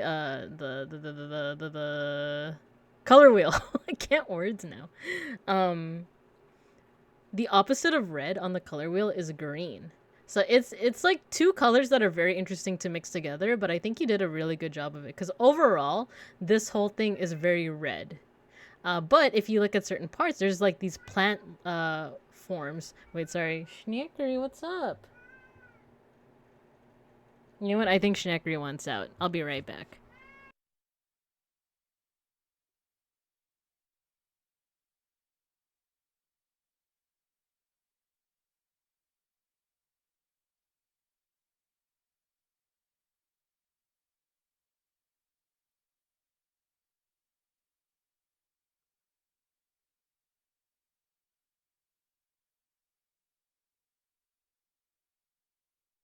Okay, I let Schneckery out, but I also pointed the fan that we have in our room directly at me. So if you hear it in the background, I do apologize, but it's hot. It's hot in here. Okay, so, and then one thing I did mention that I was lurking in Reddy's stream earlier. This is their design, right? Isn't this your design for your VTuber? Really cool. I love the lab feel, the lab coat, plus like the plant that has kind of it reminds me of like Little Shop of Horrors. Little Shop of Horrors. And it's like, ooh, what's going on in Reddy's lab? What kind of experimental stuff is happening? But yeah, going back to the whole idea of like contrast, there's also really good use of like your values, so your lights and your dark. It's Reddy's lab. Yeah, exactly. Not Reddy's slab. Return the slab or suffer my curse. So the darks and the lights. The lights are like the main source of light here is the TVs, these monitors here, which are also kind of like backlighting, providing some like rim light to Reddy's character over here. But you also have, I kind of like this touch. If you look at the eyes, that's kind of the lightest part of the entire illustration, is like these central parts of the eyes. It's almost like it's glowing and looking menacingly at you, the viewer. But then everything else is like kind of dark and kind of in mystery, so to speak. This is the right one, Reddy's slab. Yeah, I like Little Shop of Horrors, but I feel misrepresented by the alien flytrap. Oh no, wait, what do you mean? Is it like because the assumption is that this is your character, but I have seen like there's another person who is in chat sometimes. Mowo, she's a fellow Randonite. Her PNGTuber, like, isn't it a joke that like she's shown they're shown with like a human avatar, but they also have a cat on top. But the meme is that like Momo is actually the cat. Like Momo isn't the person. Momo's actually the cat. So now I'm like, oh, Reddy, are you actually the Venus flytrap? Reddy, don't you have a deep singing voice? I don't know that lore, Kate. Or Kate She. I forget how do you properly pronounce it's not Kate Sith, right? Like isn't it like Kat She? It's cuz it's Irish. I forgot. I forgot. Kat She? Nice. It's Irish. Yeah. It's with like the name Siobhan, right? Like a lot of Irish names. Yeah. So like there's Momo's model if you want to see. But yeah, all around really good job with this illustration. Really nice contrast all around. I mean, both are me. We call the plant on the head the baby. Oh, it's the baby. You gotta feed the baby. You got to see the baby. I love it. But yeah, and there's also, I think the last thing I'll say about this is that there's a really good air of mystery in here. Like these figures. Actually, are these your girls? Oh, it is. Look, because that's I already forgot the name of the Cyclops. Sephi. Cute. But I like the air of mystery. We were drunk when we invented Gaelic. Yeah, so there's that. My 3 girls are there. Nice. I think last thing that I will talk about is this illustration. We won't go into too much detail, but I think there's also another really cool contrast from this one, because this one is very like dark, naturalistic, painterly, kind of moody and mysterious. While this one is like a little bit more of like a summer treat. However, okay, let's focus on this first, and then I want to talk about what's going on over here. We have this really nice kind of like, it's a very summer feeling art piece, right? Like you got Reddy and the 3 girls. They're out here. They're getting their K barbecue on, you know? They got some meat to like grill, you know, and they hunted a fish. This is a really good piece to show off like environmental storytelling. For one, you have this like wide expanse of water. And the thing is, if you look in the distance, you see like power lines that have kind of like decayed, and like pieces of things that used to be there, like parts that have been cut off. And then you also see like just the horizon. Now, this might be a bit of my bias because I've grown up in a valley where I actually don't often see the horizon, because it's covered by, I live in a valley, but the valley is also very urban. So my view of the horizon is always covered by buildings or mountains, right? So to see just a naked horizon like this, for me, is like, whoa. Like, and for me, it kind of goes into this kind of post-apocalyptic feeling of like, why is nothing preventing me from seeing the horizon, right? Your Twitch is weird. Oh no, what's up, C-May? Oh no. Max and Goofy have to go to the Powerline concert. There you go. So yeah, it gives off this like, despite the fact that it's very well lit and the colors are very saturated, there's also a feeling of like a little bit of post-apocalyptic, a little mysterious, and a little bit like disturbing, right? This is further supported by the fact that like you don't see it on first glance, but if you zoom in, what's going on? You guys see these shapes over here? There's like these mystery shapes that are kind of covered up by atmosphere. And there's another technique actually that you could see like if you follow like a Bob Ross tutorial. There's this thing called atmospheric perspective, where if you're doing a landscape and you want to show something that is like far off in the distance, you actually cover it with blue, or like I guess the color of like the sky basically. So if you're showing a sunset, then you would cover the thing with like a slight like red tone. But if it's like this, then it's like a slight blue tone. Because you're basically like there's actually atmosphere that's coming in between you and the viewer, and the thing that's in the distance. So here we do see some shadowy figures, which I think like I don't know, this is just really good environmental storytelling, because yeah, it's like what's going on in the distance, and yet everything looks so happy and saturated, like they're just getting some meat. They're just hunting some fish, and they're getting their K barbecue on. So I don't know, I kind of love that contrast of like it's like a beach episode, but what's happening in the back? Can't send chat till I reset my phone. Oh no, well take your time, C-May. BRB, gotta go get water. Yeah, go get some water. Stand out above the crowd. Oh man. I want to rewatch Goofy movie. But yeah, so that is the art of Reddy's Lab. Once again, let's go ahead and give them a shout out. Not Reddy's Slab, Reddy's Lab. There we go. Give them a follow, please. Give their Twitch a follow, and then I'm also going to on my Babinko Bear account. Oh, I could also just click right here, right? Yeah, you can also observe more of their art for yourself. So the slab of Reddy. But yeah, thank you for being down to share your art. Thank you, George, for recommending this artist. And yeah. So Pachi. Good job with your art all around. Very cool color sense. Very cool diversity of styles. I was expecting a Kotaku smear campaign. Yeah, I don't do that. I don't do that. This is art appreciation. It's art appreciation. We're appreciating the art. It's funny because I try to post my Finish and Serious art on my artist account, and then I post my my shit post on my VTuber account. Thank you for the review, silly bear. I am quite silly. Well, I also have I also have an art account, but like that's also I haven't really posted that much art on it. It's really just for me to follow VTubers, while Babinka Bear is like, you know, also my VTuber account. So, yeah. But good job. Let's go ahead and take a bit of a rest, a vocal break from myself. And then we have 2 more artists to look at. 2 more artists. So yeah, no worries, Reddy. And thank you for 1, being an awesome artist, for 2, being a part of the community, and for 3, being you. Following female VTubers or male VTubers.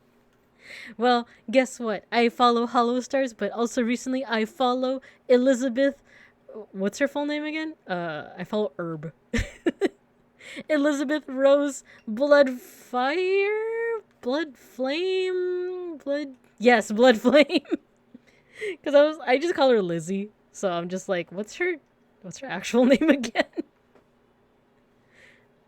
I did also used to follow Fauna and Ina, but I just haven't had like a lot of time to watch them. Herb. Unicorn name.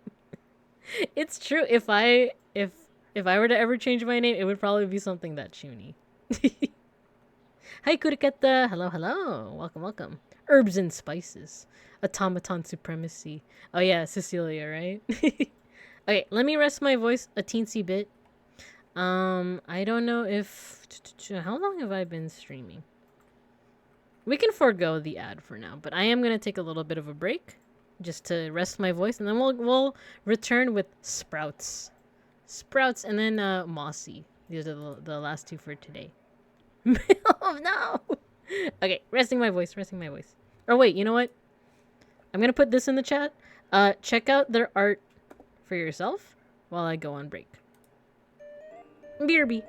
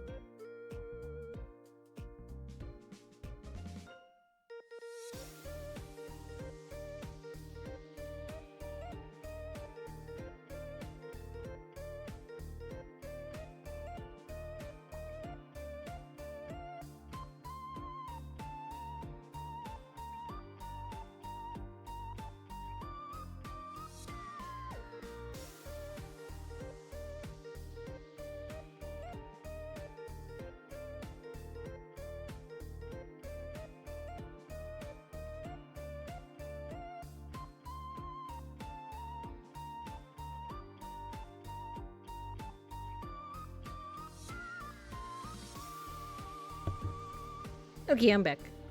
I'm back. Man, I love fauna. You're right. You're so right, Clyde. Man, I love fish. That too. Fish want me. Women want me. States want me. Oh my god, I have to show you guys something. Okay. There's this, let's go back to the main screen. Woo! There's, this content creator that me and Beans watch. Her name's Gabby Bell. And she showed off some merch recently that's, like, based off of, I found it. Okay.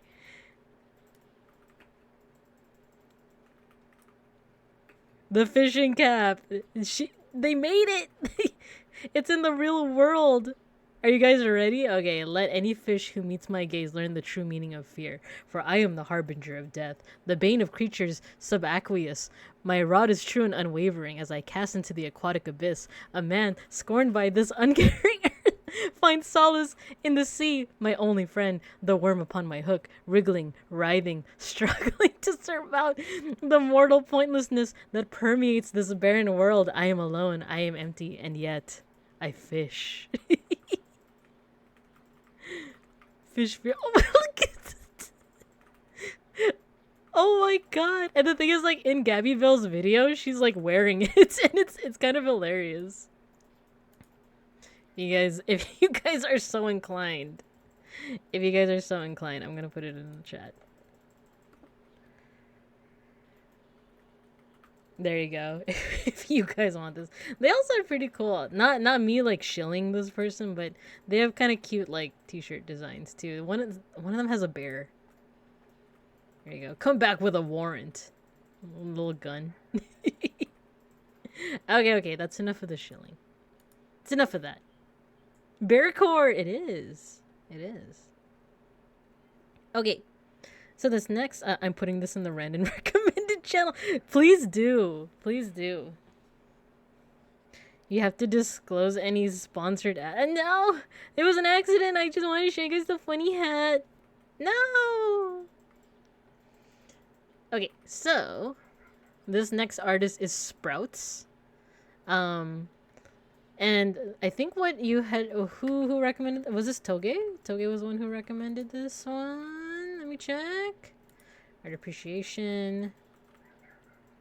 Yeah, Toge. Toge was the one who recommended this artist. Mostly for these, I know you linked these pins. So these are pronoun pins, which would be pretty handy, you know, when you introduce yourself to someone and they don't know your pronouns. But I was also just looking at their illustrations. And right away, oh, look at the kitty cat. Those are so cute. Yeah, super cute. I love this shirt. Look at the shirt. I want to see God. Coffee with ADHD meds. With the cute little face. It's like, I wish to see God. We're meeting them today. So, right when I saw this art style, I thought of like, what immediately like came to mind was like this style I would call like silly little guy style, right? Because it's like really easy to make these like kinds of memes that are kind of like relatable in a way. Let me out, I promise I'm normal and I can be trusted with affection. I can behave normally when given attention. You know? The style is very like, it's just a silly little guy. It's just a silly little guy. Don't worry, all your secrets are safe with me. I have short-term memory loss. And like the little like, you know, not a thought in his head type of thing. It's so cute. You see that sort of thing at cons on badges nowadays? Yeah, I think it's pretty useful, especially because like just so that people don't always just assume what your pronouns are based on how you present yourself. But yeah, I think it's super cute. That's me, pretty nifty. Yeah. I agree. So that right off the bat, I'm forgetting my slang now. It's like this really cute kind of like little guy style. And it reminds me of certain other artists such as Omana, I think is a really good example of like someone with like the quote unquote little guy style. As well as there's another one that I follow named Liliums. I think they're gonna be at Anime Expo, so I'm also gonna talk a little bit lower because I'm starting to feel my voice. But you know what I mean? Like it's kind of just silly little guys. It's kind of like a not simplistic, but like kind of simplified art style. Hey, why are you throwing things? Let's see. So there's Omana, Liliums, and then another one that I like is Crumb Toast. There we go. They make little comics like this, right? Trying to think of one that I like. It's just the shrug. Omana, no. This, you know? This is kind of what I mean by like little guy style, where it's like it's a style that you can kind of use simple shapes such as like circles and aw, thanks for the pets, yellow. Also kind of like Sana's big small. Yeah, exactly. You're a little guy. We're all little guys. It's a style that like if you just use simple shapes such as circles, like rounded squares, rounded triangles, you can draw something really cute and relatable like that, right? But this isn't about them. This is about this artist right here. But the reason why someone might want to use a style like this is not only just because it's cute, but it also lends itself really well to making, for example, really quick like little posts like these little comics that are very relatable. And it kind of adds to the silliness factor, especially when it contrasts with like what's being said, right? Like this part where it's like this is a completely normal sentence, and then you look at the picture and it's like, oh no. You're happy birthday, everyone. Happy birthday, everybody. Tummy ache survive. Oh my god, it's me. It's me after today, man. But here's another thing too, is that this artist also features these really cool illustrations as well that show that like, oh, this artist isn't just using like simple shapes and simple figures and stuff. They do have the know-how and the skill and the practice to also make these really really elaborate illustrations as well that are still very cute. Those clouds in that remind me of the Steven Universe clouds. Yeah. Wait, which one? Here we go. Yeah, because there's also like they're also using a couple of effects to make it kind of blurry on the edges. And I just think of well, my voice is kind of going, so I can't sing the song, but the outro to Steven Universe as well. I could do about anything. See, my voice is like gone. But yeah, I think that's also, yeah, there we go, Cielo, you know it. But yeah, like overall, you see what I mean, that like they could easily just do like little simple figures like this, but they have the know-how to also make these really elaborate illustrations as well. Yeah, I'm hearing it now. I'm hearing it, Cielo. I love it. There was this one in particular. Because like the little like rabbit cat creature is still very cute with the simplified forms, but then you also see kind of like the different levels of it. You also have this creature over here, which is a little bit more elaborate, a little bit more features, right? But they're still using these really cute rounded shapes, really simple line work. But then there's also like rich detail in like the tail, in this little poncho that they're wearing. And then you zoom out and you see like the background. Even these trees, they have so much like texture and character to them too. So that's what I'm appreciating from this artist and this work. You love spreads? Yeah.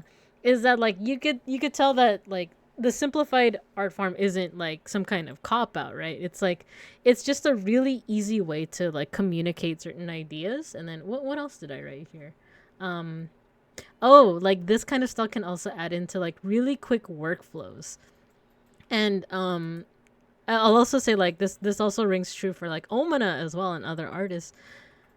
It's really good easy workflows, and it also really works for things like merch. I think this is a good there we go. Cause look, like you can make these really cute stickers. God won't let me die. Holy crap. Every day I get emails. Oh my god, this one, the little like sickos one. Yes. Oh my god, I want this. I want this. This one.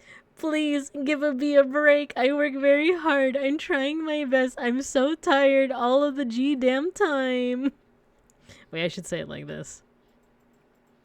Please give a bitch a break. I work very hard. I'm trying my best. I'm tired all the goddamn time. Wah. Me at work. Every day I get emails. And then there's another thing too, by using this kind of like really the little guy style, is that you can also take things like Garfield or things like, think of your favorite IP. Think of your favorite thing that like you personally like. And if you use like a simplified style like that, you can make it your own, right? Show their merch. Every day I get emails has been my Discord status for weeks. No. Every day I get emails. It's a funny status. It is. It's because it's funny because it's true. Every day. But yeah, like I guess that's. Oh, I love this transgender swag. It's kind of the same with I keep going back to stuff like medieval art, because people will say that like, oh, medieval art isn't like, it's not naturalistic, it's not realistic, therefore like, oh, clearly they don't have skill, right? It's like, no, it's just that like realistic style isn't what they're going for. They're going for like a specific style that makes it easier to communicate certain ideas, certain symbolisms. And this isn't medieval art, but this fulfills the same purpose of like having like a very straightforward message or a very straightforward idea like this. Like, you don't need to draw a hyper realistic cat with a plant and a lemon. You could just do a style like this and it communicates the idea just as well. Take Garfield, please. So yeah, overall, I love this kind of style, and not to compare to like other artists, but like I said, you see it with Omana, you see it with Crumb, you see it with Liliums. Like it's makes for a really nice workflow while still having like a style of their own. So I love it. I love it. So do support this artist, Sprouts. Cool Art Corner. They also have a link tree right here. Let me go ahead and link it in the chat. Happy Pride, everybody. Wait, is it still even Pride anymore? Oh yeah, it's still June. It's still June. You could keep saying Happy Pride after June. It's like it's a nice little hack, you could keep saying it. I like this too. Okay, because my voice is starting to run, I am gonna go ahead and move on to our last artist for today. But I am gonna do one more break, but this time this break is gonna have an ad break, so I will be back within the minute. So go ahead and support this artist. Actually, let me unpin this message. I'm gonna pin this while I go on my last break, last vocal break. And then I'm going to, because we're just going to be looking at one more art piece. And then we're pretty much calling it from there. But I'm going to leave this on while we... Oh, boss here? Yeah, feel free to exit if you need to. It's Pride until the Council of Gay Elders finalizes the gay agenda for the coming year. Ah, okay. Is it like electing the Pope where you have to wait for the white smoke? Or no, you know what? It's like it's the multicolored smoke, right? Alright, so I'm going to play an ad. And then when we get back, we'll jump right into our last art piece for the day. Exactly like that. I mean, after Pride Month is wrath season. Alright, I'll see you guys in a little bit.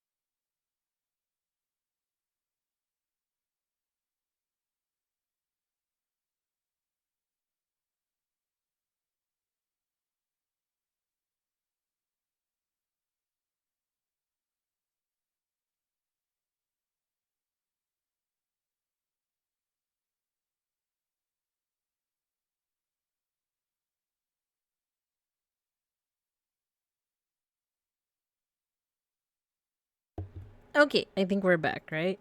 Hey! Oh no. Alrighty then. So we have one last piece of artwork to look at. Wait. Can you guys hear me? my captions aren't showing up.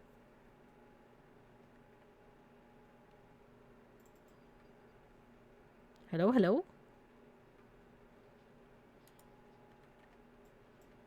You can hear me? Okay. How come my captions aren't working? Perfect timing.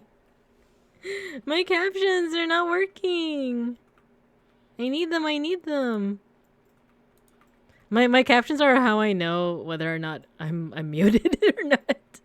But also just for accessibility. How come it's not working? I don't understand. Well, maybe we could just do the last couple minutes of stream without captions, if that's okay with folks. No, only American dub, no sub. Wonder why it's not working.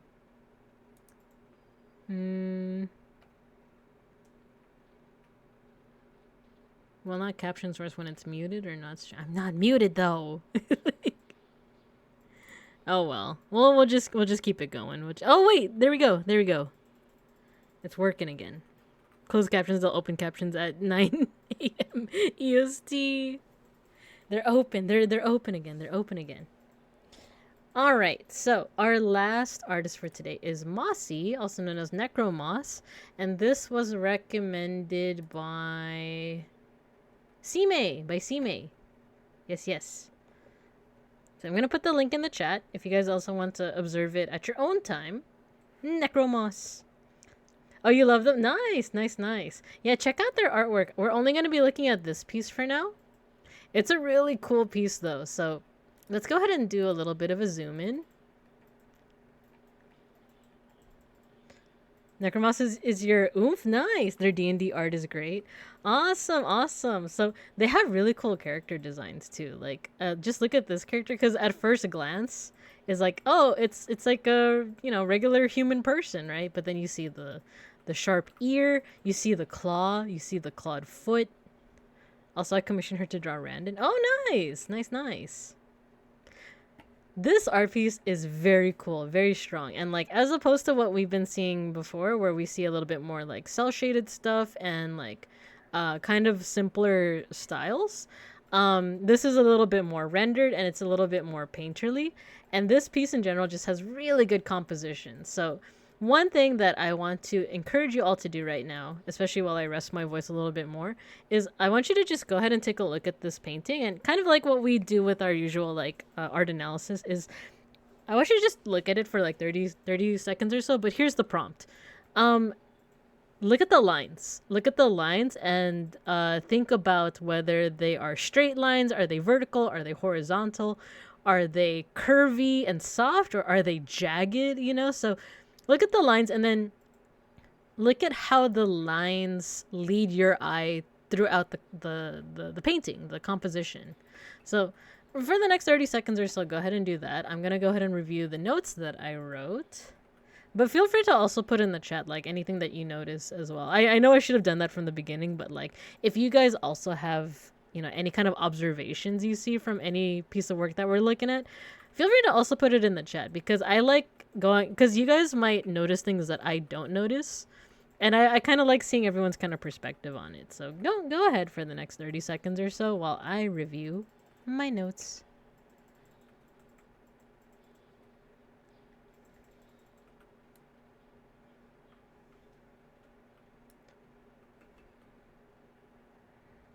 I can also zoom in if you guys want. We start here from the top. See these lines, and we'll scroll down.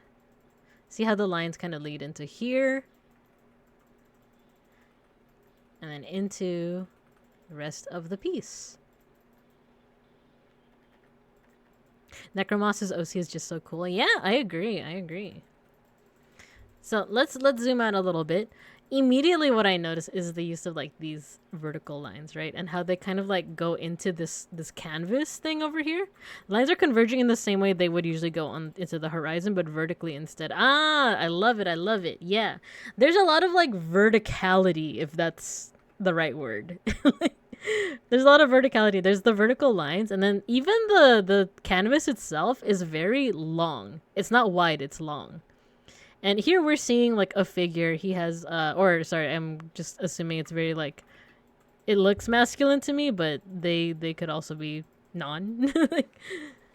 um they are surrounded by these canvases, right? You know, nice secure square shapes. Usually with shape language, squares are usually very stable, but we're also seeing like these vertical lines, which we did the You Can Be an Art Historian session where we talked about lines. We talked about how vertical lines can be symbolic of like authority, you know, like stuff like that. And they're leading down into this piece over here, which has these purple lines that start to converge and become very jagged, and they're surrounding but not necessarily touching. They're like barely touching the figure, the OC. I don't quite know the name of their OC, so if anyone wants to let me know, feel free. But they're surrounding him. And not only that, these lines, to me, they look like hands, right? They look like these clawed hands, which are like about to like close in on the figure. They could also be tree branches. They could also be, you know, something else. But the vertical lines all kind of converge like that. They spread out, and then they're surrounding this figure. So it feels very threatening. Very they're very jagged and sharp. And usually if you think about like what's jagged and sharp in nature, like you could think of like thorns, you could think of tree branches. If they're closing in around you, it feels very dangerous, right? It feels like you're gonna get poked. You're gonna get poked, you're gonna get harmed, like blood is gonna be involved. Oh no. So it gives us the sense of danger and unease, right?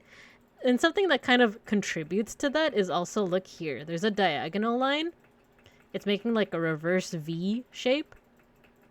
And diagonal lines also kind of contribute to this idea of like danger. Like it's kind of dynamic, but it's also dangerous. Clyde says, I feel like it's pulling your eye upward to give the vibe that you're at the bottom of a very deep space, like a well or pit. Excellent. Yeah, you know what? I didn't even notice that, but I agree. Like the verticality of everything feels like, you know, the piece is starting up from up here, and then it keeps traveling down, down, down, and then there's even like these darkened colors, right? It feels like you're at the bottom of a dark pit. And that's despite the fact that like it is pretty vibrant, some of these colors. There's like a vibrant red, there's like a this huge like white line that kind of reminds us of like, I don't know, like the eye of a tornado, or like the like light shining down from like heaven or something like that. So despite that, this very vibrant, and yet it kind of also has this kind of dark feeling to it. Though this light can also be interpreted as like, oh, maybe this is like the light at the end of the tunnel. Maybe this is a sign of hope despite all of the darkness. There's different ways that you can read this.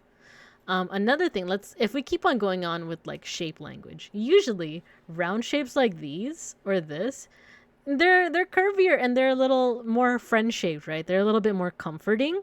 But in this case, in this context, not so much. They kind of give off like this piece over here kind of gives me like kind of a gooey vibe, like kind of drippy. Like it looks like it's dripping, kind of like here. There's like some paint that's dripping off here, kind of gooey.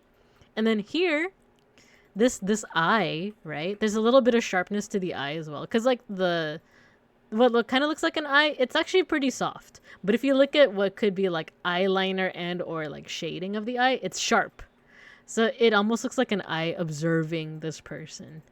And this isn't a gaze that's like soft. This isn't a soft little like, oh look, there's a person here. This is how you feel when someone is like judging you hardcore.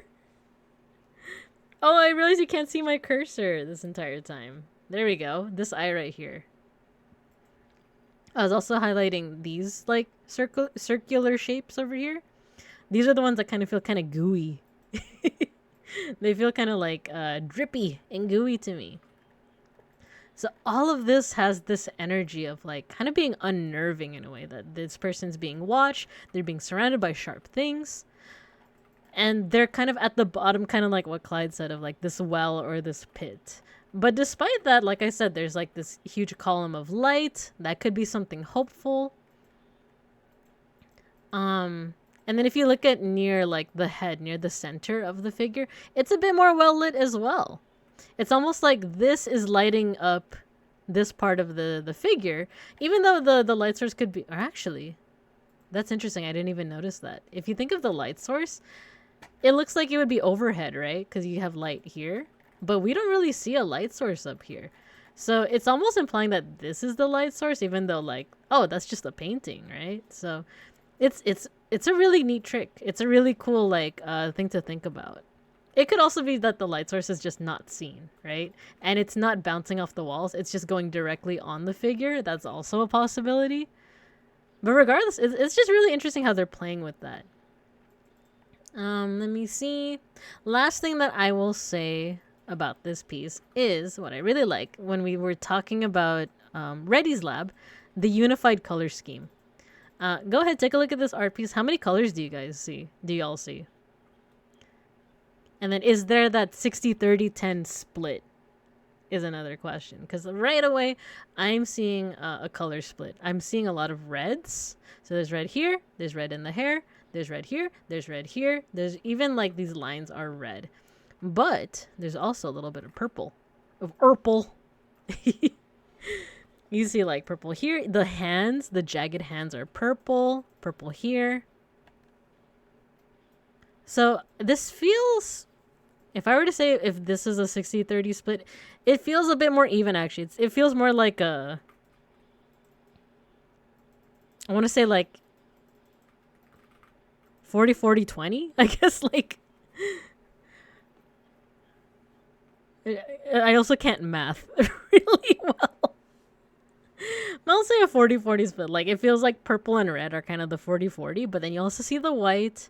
You also see a little bit of, like, orange here, a little bit of white, a little bit of blue, a little bit of green.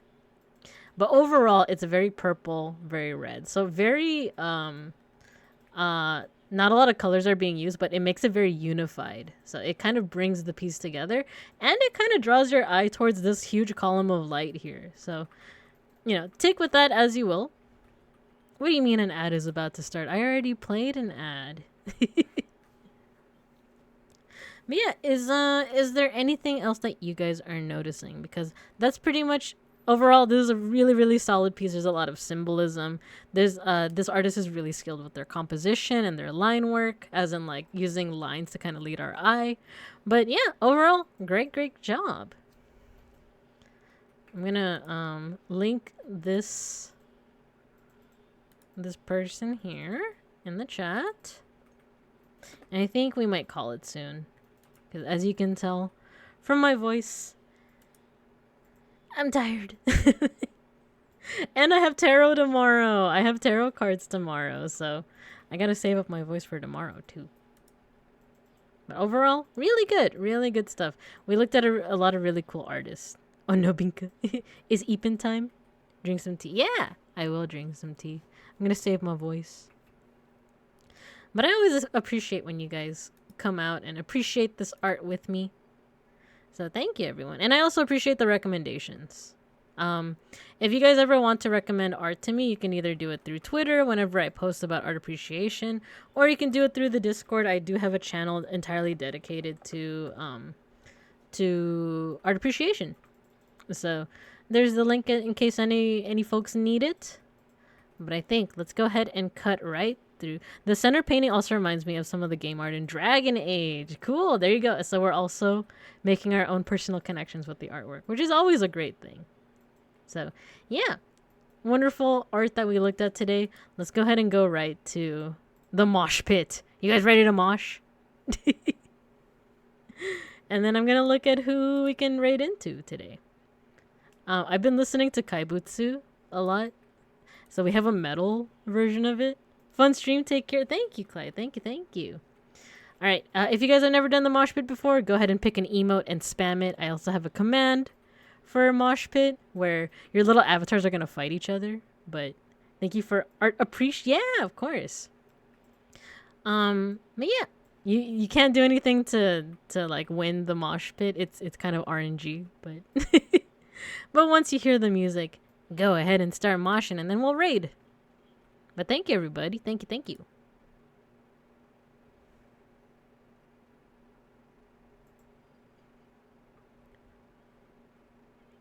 Can you guys hear it?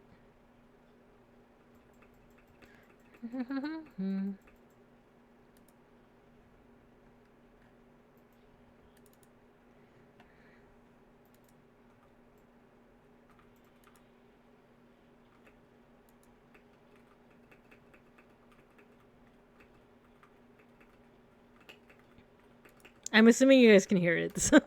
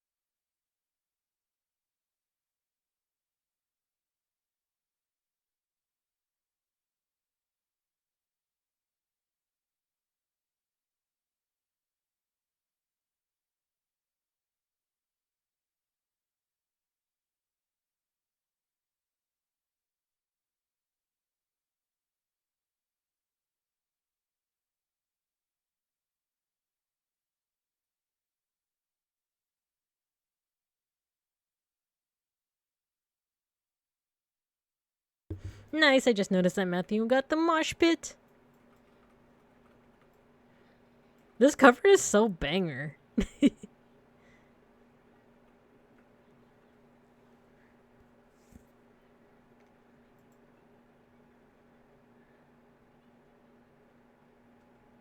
Mod won the mosh rig, no!